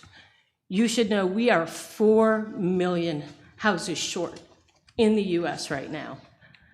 And building at its best can build 1.3 units a year. These are 2 single-family homes that can be renovated and put back into housing stock. Tearing them down, it's commercial property. So if you tear down a single-family residence, and while one of them was multifamily because there was 2 spots there, it still can be converted. It was originally built single-family. It was converted to a 2-family. It can be brought back to a single-family. Those houses are needed. They're just flat out needed. And I don't see any reason personally that they should come down. That was my stuff. You can't build what he told us he was going to build the first time, which was an apartment building. Oh, it's not going to be a problem. This could be multifamily. It's multifamily just like 6 feet away. And we brought up, hey, you're going to have to go to zoning and get that rezoned. That's what we'll do. What I was told is at the second meeting, no, we don't know what we're going to put there anymore. Well, again, this requires you to tell us a detailed description of what's going to happen once the site's completed. So again, my issue, and I am speaking because I did speak with some of the Historical District Commission members, and they knew I would be coming. We wanted you to know how we felt about this. Trying to think if there's, I'm sorry. Take your time. Well, thank you for the context, though. It is, Yeah, I really want you to know that we have spent the last few years really, really trying to not be the crazy historical society, but the HDC that can be respected by every single member of the community. So, and I don't hold any ill will. The Avery Company, when they brought the project to us for the Romeo Observer and the old Lions building, we approved that. They were going to get rid of the brownfield underneath the dry cleaners. And they brought us a complete plan with all the stuff, and we had a great conversation. And we didn't have a problem approving the demolitions for those. But again, I really feel like if we're going to allow demolition in the village, we need to make sure that every resident is held, and every owner of property in the village is held to exactly the same things. So if nothing else, please have them get a full structural template, because if the guy on Benjamin who wanted to take down a tiny little garage can afford the expense inside and out, I'm sure the company can also. Thank you. Thank you. You're welcome. Context. Okay. Has Avery Real Estate determined what potential future use might look like? Yes. To start with, though, and I will answer your question in just a minute, if that's okay. To start with, she's absolutely right. We came in twice to the Historical Commission. The first time, I did not have the template, the proper template to follow. So we asked that evening to be tabled. It's exactly like she said. When I received the template, we did go back to our structural engineer, and his reports are in your packets, I believe. Sarah told me she was going to include them. And the merits that they voted on 247 on were from those templated, or as following as close to the templated guidelines that I was given. Now, as we can all understand, each structural engineer is going to interpret the template a little bit differently and try to follow it as best they possibly can. So if I do have to go to another structural engineer to comply with the template, I will do that. However, the biggest thing is that when we went in the first time, we got 5 individual board members, and the nice lady over here that spoke was at that meeting. She was not there for the second one, and the gentleman that voted no that you discussed earlier was not at that meeting. So he wasn't privy to our conversation about the complication with being in the central business district zoning versus a multiple zoning. We did discuss the idea of doing townhomes there. They are not apartments, they would be townhomes. And again, the ordinances are a little bit different. You can do both in multiple, but you can do residential style homes, which under the building code, townhomes fall. So there's some ambiguity there. And that's all I was saying. I wasn't saying, hey, we don't know what we're doing. I wasn't saying I'm not sure yet. It's still up for discussion within our company internally, but I mentioned townhomes not only tonight, but at those 2 meetings as well. I was not really asked any additional questions at the second meeting with the one board member that voted no. They basically just called it up and they voted it, okay? And look it, I'm a lifelong resident in Romeo. I've been a builder for over 30 years. The structural components, somebody mentioned Zillow earlier, the structural components. I have signed sealed documents from a structural engineer in your possession tonight that are stating that these are not safe foundations for these homes. So the description that I'm giving you guys for cost do vary. One has terrible mold damage and needs $50,000 worth of mold remediation. That was the one they voted for that night. The other one doesn't have that mold, so the cost isn't as extreme. But again, somebody mentioned the pictures on Zillow. We actually had a tenant in this house when we took possession of this who had signed a lease with us and then terminated the lease because they didn't feel the house was structurally safe to stay in. The floors flexed that much just by walking around on them. And the engineer saw all of that, and it is in his report. When it comes down to it, taking a house off of its foundation, digging the foundation out, getting rid of that product, reconnecting utilities, terminating utilities for connection, putting in footings, pouring a new foundation, setting the house back down, reconnecting it, reinstalling HVAC, plumbing, etc. is what we're dealing with. So these aren't the situation where it's like, I can throw some lipstick on a pig and make it happen.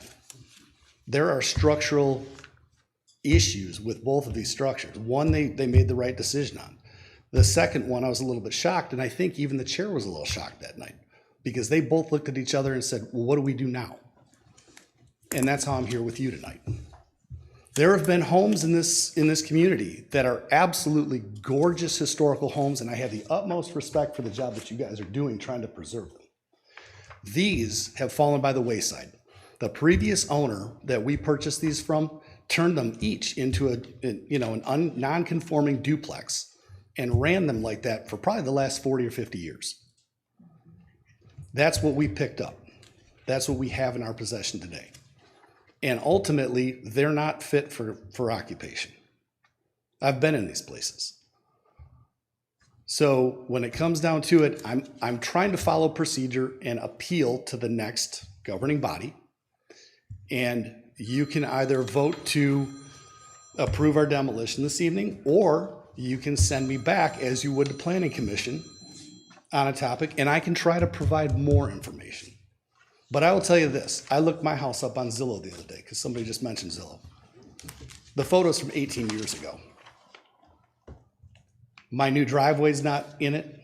The renovations that I did to it, the 900 square feet that I added to the second floor isn't in it.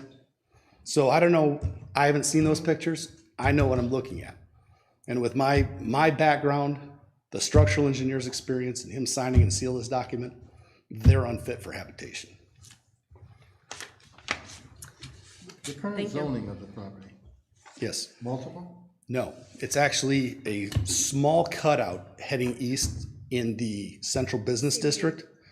there's an alleyway off of East Lafayette that separates the zoning from multiple going to the east. And to the east of that alley is residential, correct? There are residential homes, but I multifamily zoning. believe it's multifamily zoning. And again, that's the ambiguity for our company So Carl Webb lives in a, and trying to make the decision on how we're going to develop the property in the future. I'm not trying to be ambiguous on what we're gonna put there. We wanna put townhomes there. As a matter of fact, we wanna develop that whole intersection because not only do we own these two homes, we own the white Zaco dealership with the fence around it, and we own the parking lot across the street from it. so you wanna do townhouses? Yes. No commercial buildings, just residential? Again. Like Ms. Morris was saying, something where Absolutely. families could actually live in? Yeah, so again, you'd lose these two and potentially get 4 or 6. So could you be more specific on your application? I guess that's what she was getting at. I can. Yeah. I'm just. I can, look at, Yeah, that's the way I would look at it. I mean, be more specific. Yeah, with the because that, I heard exactly what Ms. Morris was saying, and I'm hearing what you're saying, but and look there's at, a gray area of exactly what you want to do. and that's fine. We're in the infancy of development with our engineers and architects on that. I don't know exactly how many I'm bringing. All I know is that I was trying to do the demolition up front, so I have a clear slate to work with. I'm gonna be coming back to demo the Zaco building as well. Okay, I think, at this point, I think we have enough information, thank you. Okay? I'll make a motion to send the demolition of 239 East Lafayette back to HTC to provide the required information. I'll try to follow the template a little closer. Yep. Second. Matt, supported. Okay, so we have a motion by Parker, support by Edwards, sending demolition back to HDC with more detail. Before we go there, is that procedurally okay? I mean, we have an appeal, yes or no, in front of us, so. Mark? Well, I think you can do either. I believe the clearer way would be to either grant the appeal or deny it. All right, that's. And then if the applicant chooses to go back to the HDC with information that is believed to be missing or may have been, it may not have been included, that would be fine. This shouldn't inform your decision, but I have to ask, is there a fee to go to the HDC? I believe we paid a fee up front. And so the reason I ask that is trying to anticipate if it's denied and they choose to go back, I think the fee would have to be paid again. In other words, it would be a new application. Okay. But I think that's fine. I think that's appropriate. The idea isn't to charge more money, but if you deny it, for it to go back to the HDC, it has to be a new application. The clearer way, cleaner way, I believe, is to either accept it, the appeal, and allow the demolition, or deny it. What the property owner chooses to do after that would be Up to them. to the property owner. Do you want to keep your motion? Would you do that with the planning commission though? Okay. But it's not At the same time. I'll address it. So the planning commission, there is no fee, right? If you were going back before zoning, that'd be a different situation. And the HDC, as somebody mentioned, isn't the planning commission. It's not the zoning board of appeals. It's the historic district commission. Has its own structure, its own rules of operating, its own system of carrying out the ordinance. Are you keeping your motion, amending your motion? I'll withdraw my motion. I guess I'd make a motion to deny the appeal. Support. Okay, so now we have a denial. Edwards, support by Rousseau, Does the denial to deny. of the demolition inhibit the applicant's ability to reapply in the future? No. No. Wait a minute. Do you have any more You discussion? just said I can go back to the HDC. Yeah. Correct, And yeah. reapply. Yes. Correct. Yes. I did So, say, by you guys denying me tonight, you're making me start the process all over again. If we stay within process, just by making a motion to send me back more information, I'm under the same permit. Correct. So you want to deny my appeal, turn me down, and I'll have to start the process all over again. Is that what That is I'm an hearing? option, yes. Those are the two Yes. options. That's That's what your motion is doing, though.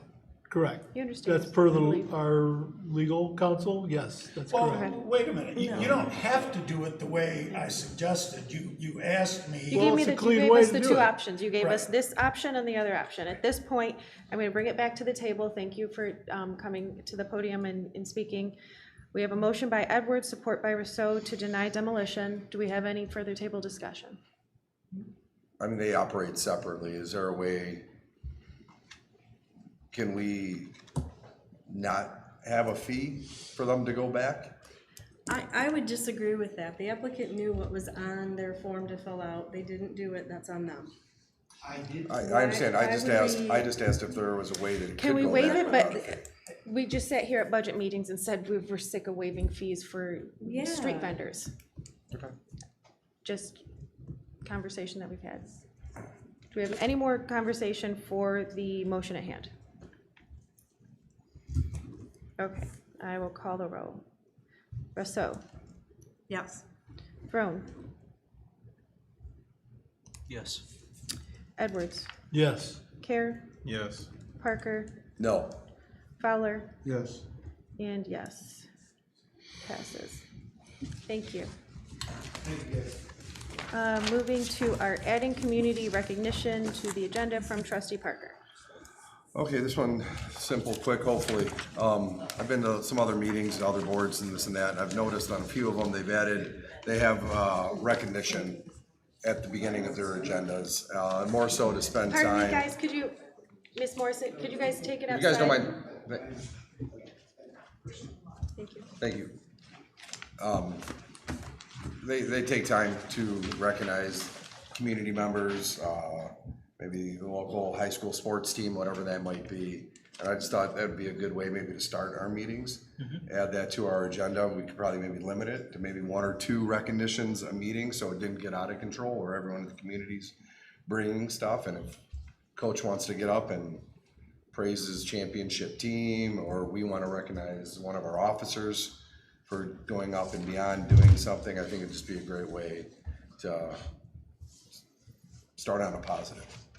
And I don't know if the board would like to entertain changing our agenda to add that to somewhere to the beginning. I don't know where it Say, where would you fit, but propose to put it?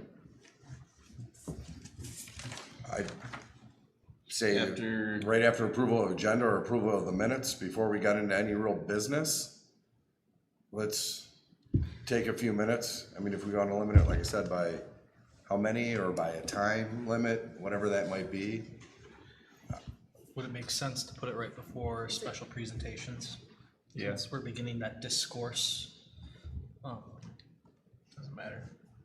Just thinking of flow. Who's the My designee? mindset was before we got into any business, you know. Who's the designee? Who receives the applicants and decides? I mean, it's Is it, silly, we but all it just matters. send stuff? Send stuff into the president or the clerk, and or if someone from the community wants to email the president, I think that's something that whoever the president is at the time is able to make that determination. And hey, I got 5 this month, you know, first 2 got it, you guys want to reapply for next month or send something in, whatever that is. I think, like I said, 1 or 2 a month is probably good. I like it funneling through one person. Yeah. Makes sense. Okay, do we want to make a motion, or do you want to bring it back with our rules of procedure next month to adjust them in the agenda section? It's up to you guys. Or just make a motion to edit the rules of procedure in the agenda section? We could try it. Make a motion to edit the meeting minutes or the agenda, the agenda and the rules of procedure to add community recognition to follow approval of agenda, or approval of minutes. Okay, motion by Parker, Support. Right, approval of minutes, And yeah, so after 3, so we'll do the agenda, the minutes, and then council bills? but we'll do this before bills. Okay. Sorry, just wanna make sure it was in the right place. Okay. Edwards, Yes. Parker, or Fowler, Yes. Care, Yes. Parker, Yes. Rosso, Yes. Crone, Yes. and yes. All set. Moving into, did we add, oh no, wait, we added things. Village park. Okay, the Village standards Park Almont Maintenance, has also trustee Fowler. recognizing service members. Several months ago, might have been more than that, Clark Stowe brought, he got up here and spoke as far as the park maintenance and the irrigation system, the sprinkler system that is at that park. We thought the issue was taken care of. And I had conversations the other day with Ruth and some other village residents. And during that Vintage Fest, it does look a little bit neglected and dried out. So what, I guess I'm asking this board or our DPW, what is the status of the sprinkler system at that park? I did ask Tim to check into it to see if they were still working. They had not been winterized. They tested it to see if they worked, and they work. Why isn't it? Every other day at 2:30 in the morning. Can I ask Ruth Heidelberg to speak at the podium? Is that permissible by this council? Can I ask Tim a quick question first? You said they run at 2:30 in the morning? Yes. And it's been about Set every other day. and you've been doing that for about a month, you said? I believe so, it's about a month. We asked. I asked you last time when it came up. Yeah. And we're sure they're actually coming on? I haven't gone out at 2:30 in the morning. I know, to that's what look. I'm wondering. That's what I'm wondering, are we sure? They tested them before they set them, so they were working. Okay. Before they set them, and they set them to come on at 2:30 in the morning. I asked Ms. Heidelberg, can I ask Ms. Heidelberg to come up here? I think that's fine. If you want to hear from her, but I Yes, don't I'd know like to what hear she from has her. to do with our Village Park conversation. Ruth, would you, To the podium. please, thank you.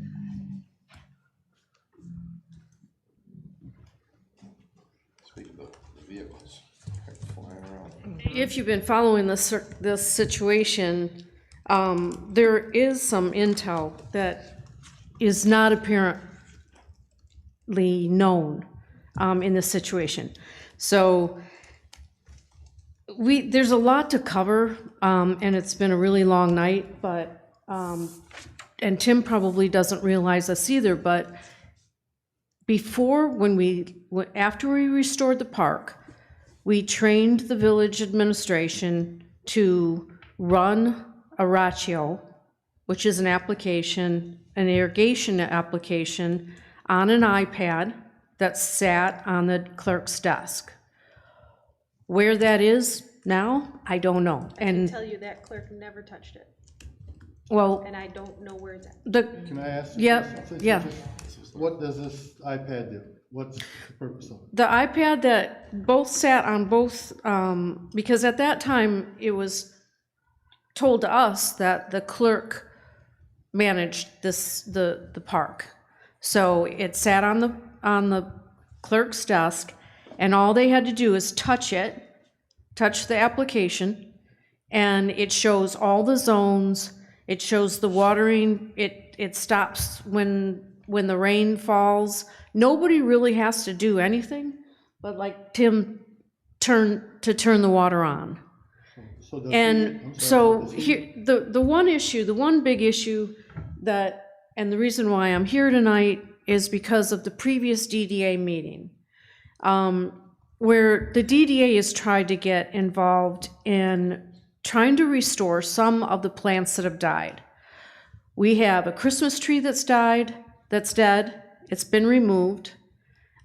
We've had rose hedges that have died and been removed. And then the DDA volunteered to spend money again and plant boxwoods. What's missing here is if you open the application on that iPad, which we are very much willing to retrain and reinstall in whatever iPad you guys have, it'll show you that that particular area has a drip system. So you're not going to visibly see it. It's a drip system originally to water the rose hedges that were supposed to grow up against the iron fence that's now the fence between the children's area and the road and the sidewalk. The president mentioned the other day that the salt gets on there and it's going to kill everything that's in there. That's not true, because the reason why we did a drip system is because of the heat from the sidewalk, and then you have the curb, and then you have the road. So the salt never gets there. The reason why, because you salt the sidewalk that is Well, right there, and I'm telling you, literally the landscaper, when I went out this week Yeah. to ask them to pull out those dead boxwoods. he goes, well, you know why they died? I go, why? Tell me. He goes, because of the salt. I go, yep, I know. Then everything that So is they on the ripped them side of out, the sidewalk and is now going to it is die, and mulch. that's not true. It is just mulch. It is clean. It is there. There's no weeds, and it's just mulch. And if that system works correctly, it waters a beautiful hedge that sits on that park and right next to the fence. In the original design, we justified building a hedge there because we didn't want the kids climbing on the fence. So, and you know, that's just a reason that we gave in the design.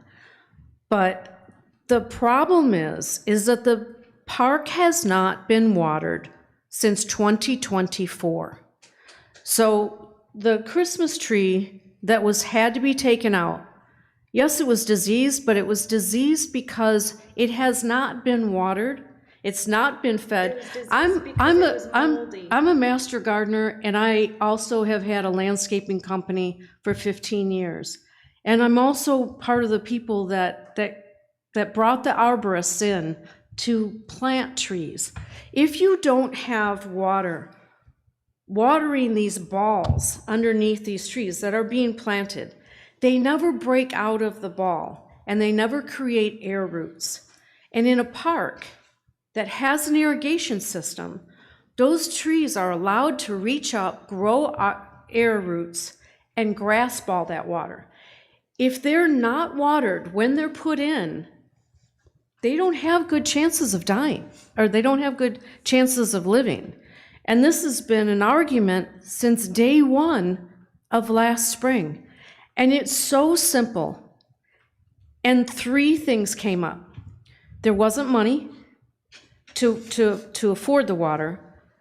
You've also mentioned that you need to meter it, which is understandable if you're gonna, try to figure out how much water is in the park. But I've been up here, the tree board's been up here, concerned citizens have been up here, all offering a solution. I've offered to pay for the water during the spring and from the spring to the fall. Even if you don't want to meter it, if that's costly, we could average it. We could average it by the first year's irrigation water that we take in. One of the reasons why I didn't realize that you guys had such a long meeting tonight, but the DDA had a meeting on the 1st, and you were present, and they brought up the opportunity for businesses to adopt our park, our alleys, and our green spaces, just for maintenance, just to take care of them, because we are financially strapped in the village. Nobody knows who is maintaining that park. So can we give up all of the political bull and allow the Mitt to adopt the park and do the maintenance, take care of the trees?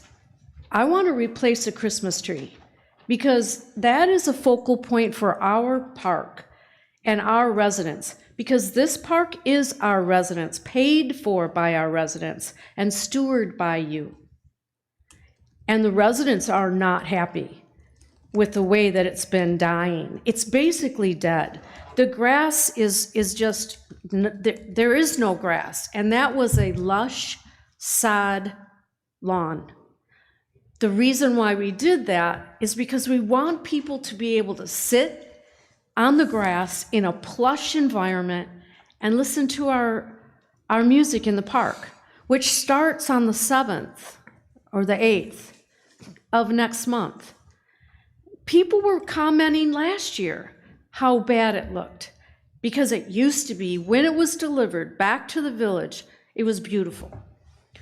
So every meeting that I've attended or I've watched, and I'm not focusing on you, I'm trying to look at everyone, everything has always been, who is maintaining the park? Who's maintaining the park?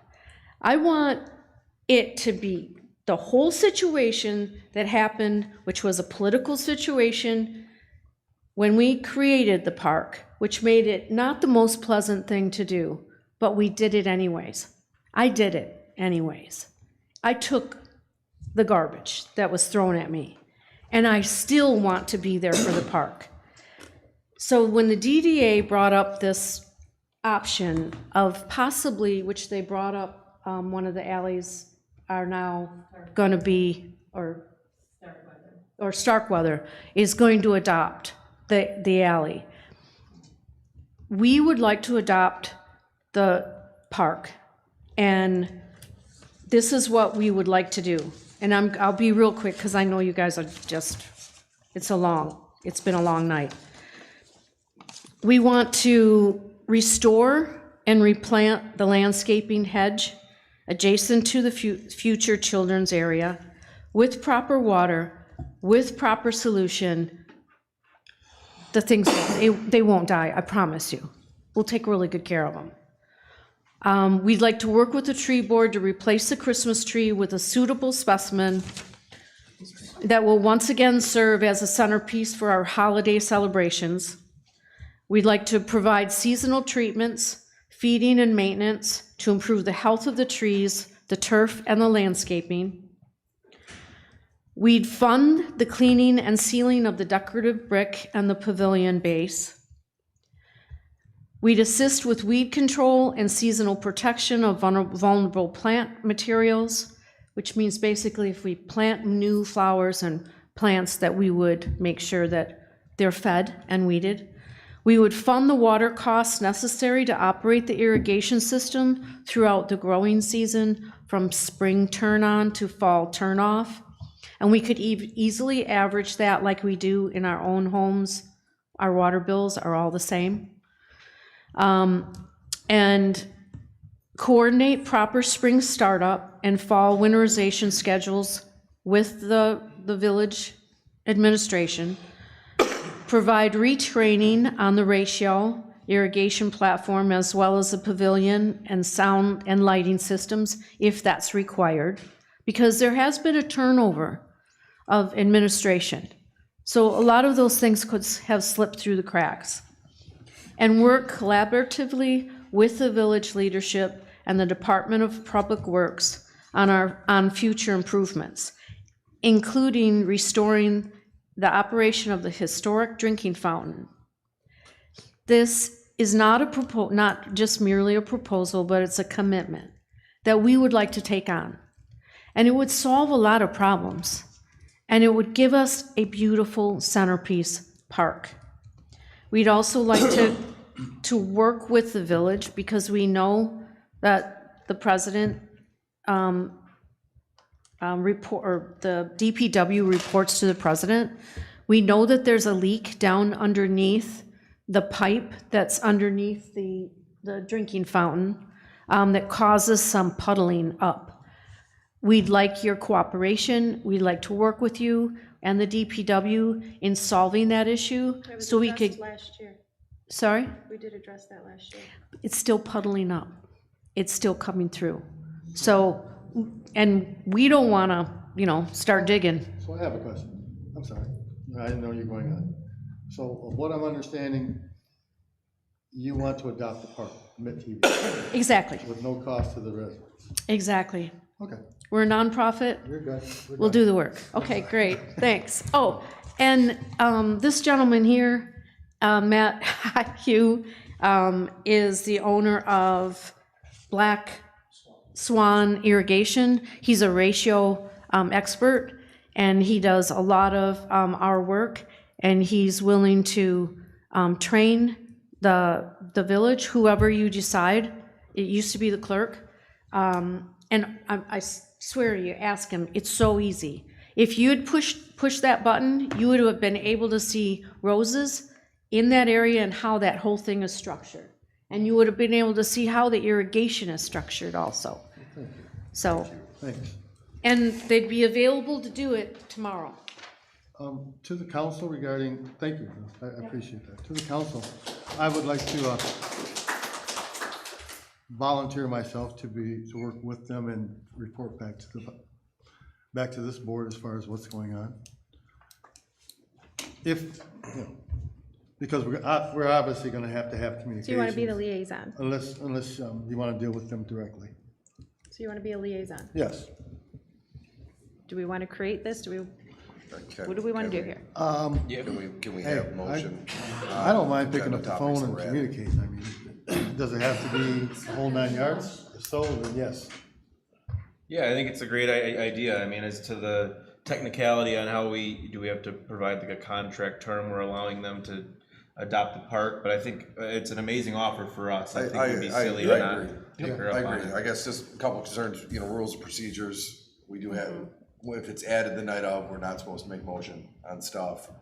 Do we have to look at something, because I don't think we've had anything ever in place for adopting any part of the village, right? So do we have to have something put in place that would regulate that? Adopting's probably not the right term. But I don't, Yeah. I'm not saying let's not do something, but rules and procedures. It would probably be a contract for maintenance. It wouldn't be adopting. Yeah. Sponsorship. Well, I'd like to ask Mr. Clark, I mean, before the words get out there and we get too far down that rabbit hole, especially when you start mentioning contracts.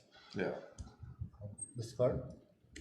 I'm not sure what the question is. The question is, will we be able to allow mitttv or other organizations? For the Friends of the Park. Friends of the Park to adopt and do the maintenance with no charge to the village residents? The answer is yes. I think as somebody says or said, the devil's in the details. What's the structure of this relationship going to be? The park, you cannot give away the park once it's created, which it was, I don't know how many years, hundreds of years ago, maybe not hundreds, but you can't do anything as far as relinquishing the park without a vote of the people. So the question becomes, okay, we have somebody offering to do something that would assist perhaps the village in the maintenance of the park.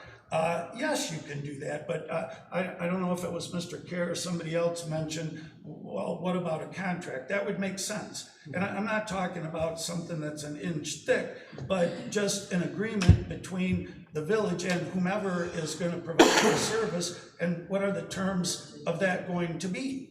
And who has responsibility for what?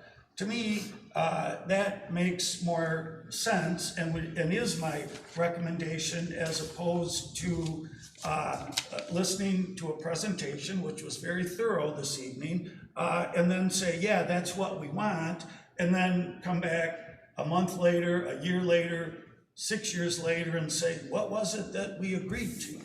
So I think you should order yourselves in terms of what each expects of the other on both sides. It benefits both sides. Thank you. So Zach, maybe as liaison, you and Ruth can put together a list of the services that you guys want to try to provide or take care of the park, and get it on the agenda so that we can actually make some action towards it. Next month's agenda. For next month? Yep. Do we have to wait till then to begin the work? Yes. Till after? Till the contract or whatever we agree to is signed. I mean, I think in the meantime, we I can try don't to think find there's the anything iPad. stopping from turning the water on. Yeah, I mean, and I don't think we need. The water is on and it's been mulched and weeded. Yeah. I I'm just concerned too about, And a Christmas tree is coming. I've met with tree board chair and Davy Tree. The tree was diseased. It needed to be removed. Davy is donating one. It's about timing and finding the appropriate tree. The tree's already been taken care of. well, the tree that Davy has is only 12 feet tall. The Christmas tree that we should have in our. And in the essence of time, I don't mean to keep, but we have a half an hour. I have another agenda item in a closed session. I was just addressing You I and know, I'm we'll- sorry. Can we'll we talk and then can we table, get to more. get to it next month or bring us something? Thank you, Ruth. Because we still have bypass construction. Yes, bypass Yes, construction. I brought that to the table too, as far as this bottleneck that we have out here on 32 and Van Dyke every morning. Yes, would you And- like me to explain yes, it? And it came to my attention that the neighboring townships, including us, were to sign off as far as, so the MDOT can do the road. And Bruce Yes. Township has signed off in Washington, but we haven't done anything. Would you like me to explain the situation? Yes, please. I guess Okay. that's where we're going with the conversation. So, about a month ago, the Washington Township asked Romeo and Bruce to meet to discuss the work that was going on the M53 bypass. The lane that has been shut down is because you can't see the work on the road. It's because they're going under the road. And in going under the road, they have made the road unsafe. So that lane is shut down for safety reasons. It could potentially collapse. The work that they continue to do, they've ran into some boulders. They can't get the lining or the tube any further through. So at this point, their only option is to open the road and do work. So it means a full southbound lane closure. They're hoping for about a long weekend, Thursday to a Monday. All municipalities have signed off, so I'm not quite sure who you've spoken to, but everybody signed off. Now we're awaiting the timeline of when this will start and getting the information out to the people. So that is what's going on. Okay, so you did sign off. Okay. Thank you. Yes, as the village president, I do wear a lot of hats and do a lot of things, and when people ask me to turn around items within a day or two, sometimes getting the council their packet takes precedence. It wasn't a And I day or get to two them at the end of the when week, I heard just about as this. I did. Okay, Thank we you. have one more public comment.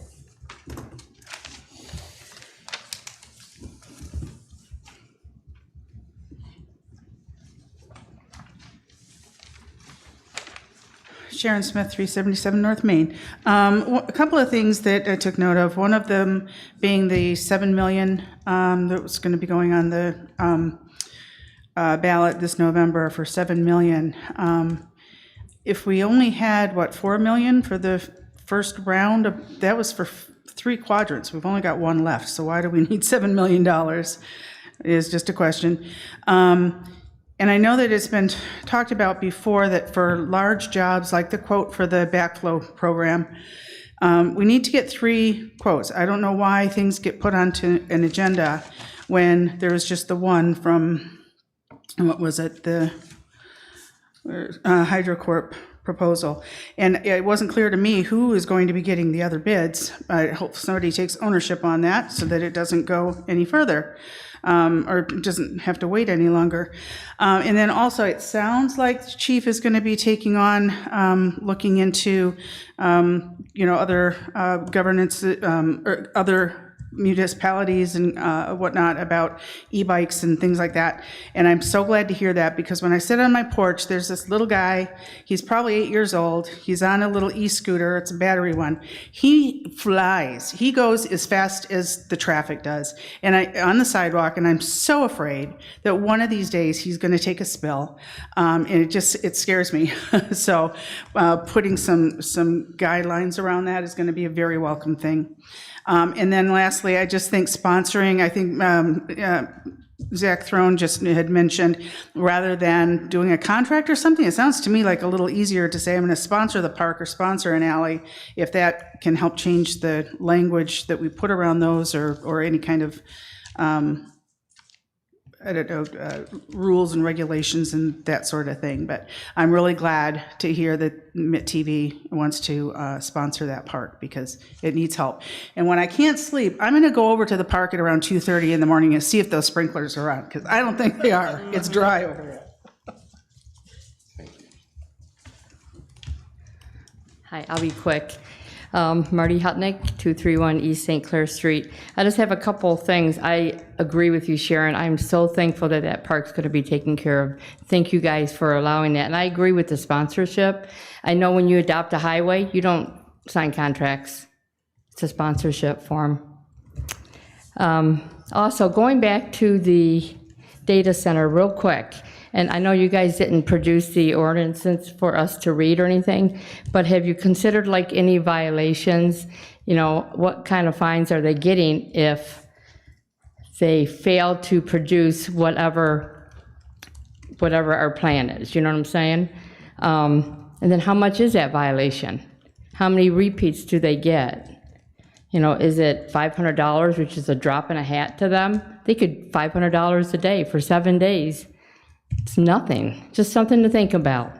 And then I know we have a light ordinance, so is that something that's going to be checked into with all those lights that they, okay. And then for the water, they've been known to tap into wells and drain waters. They've been known to tap into well and drill their own well. So I don't know if that's on the plan to and who's going to oversee all that? Yeah, no groundwater. Yeah. It's in the planning commission's information. Okay. Yeah, we didn't see all that, so I just wanted to throw this out there. And then as far as the water lawsuit, I don't know if you guys know this, but Plantier and Prologis, which is the attorneys for the data center, they're also the same attorney that's in charge of the lawsuit. I don't know if it says it on your paper. So that's all. Thanks.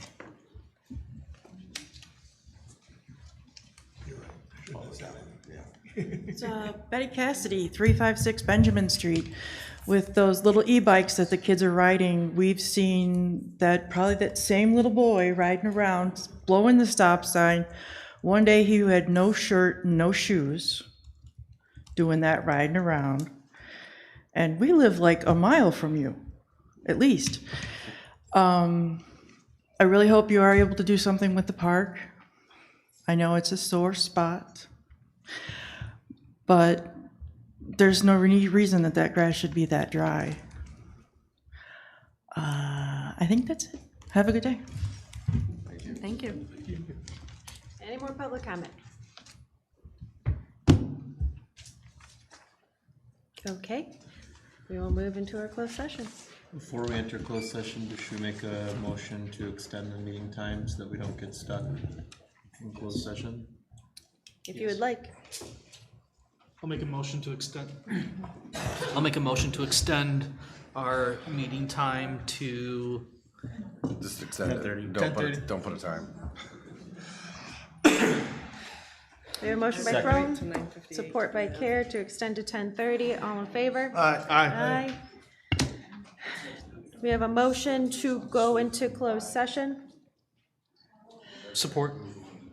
Okay, motion by Poznanski, support by Crone to go into closed session. All in favor? Aye. Okay. Hide yourself, corporate.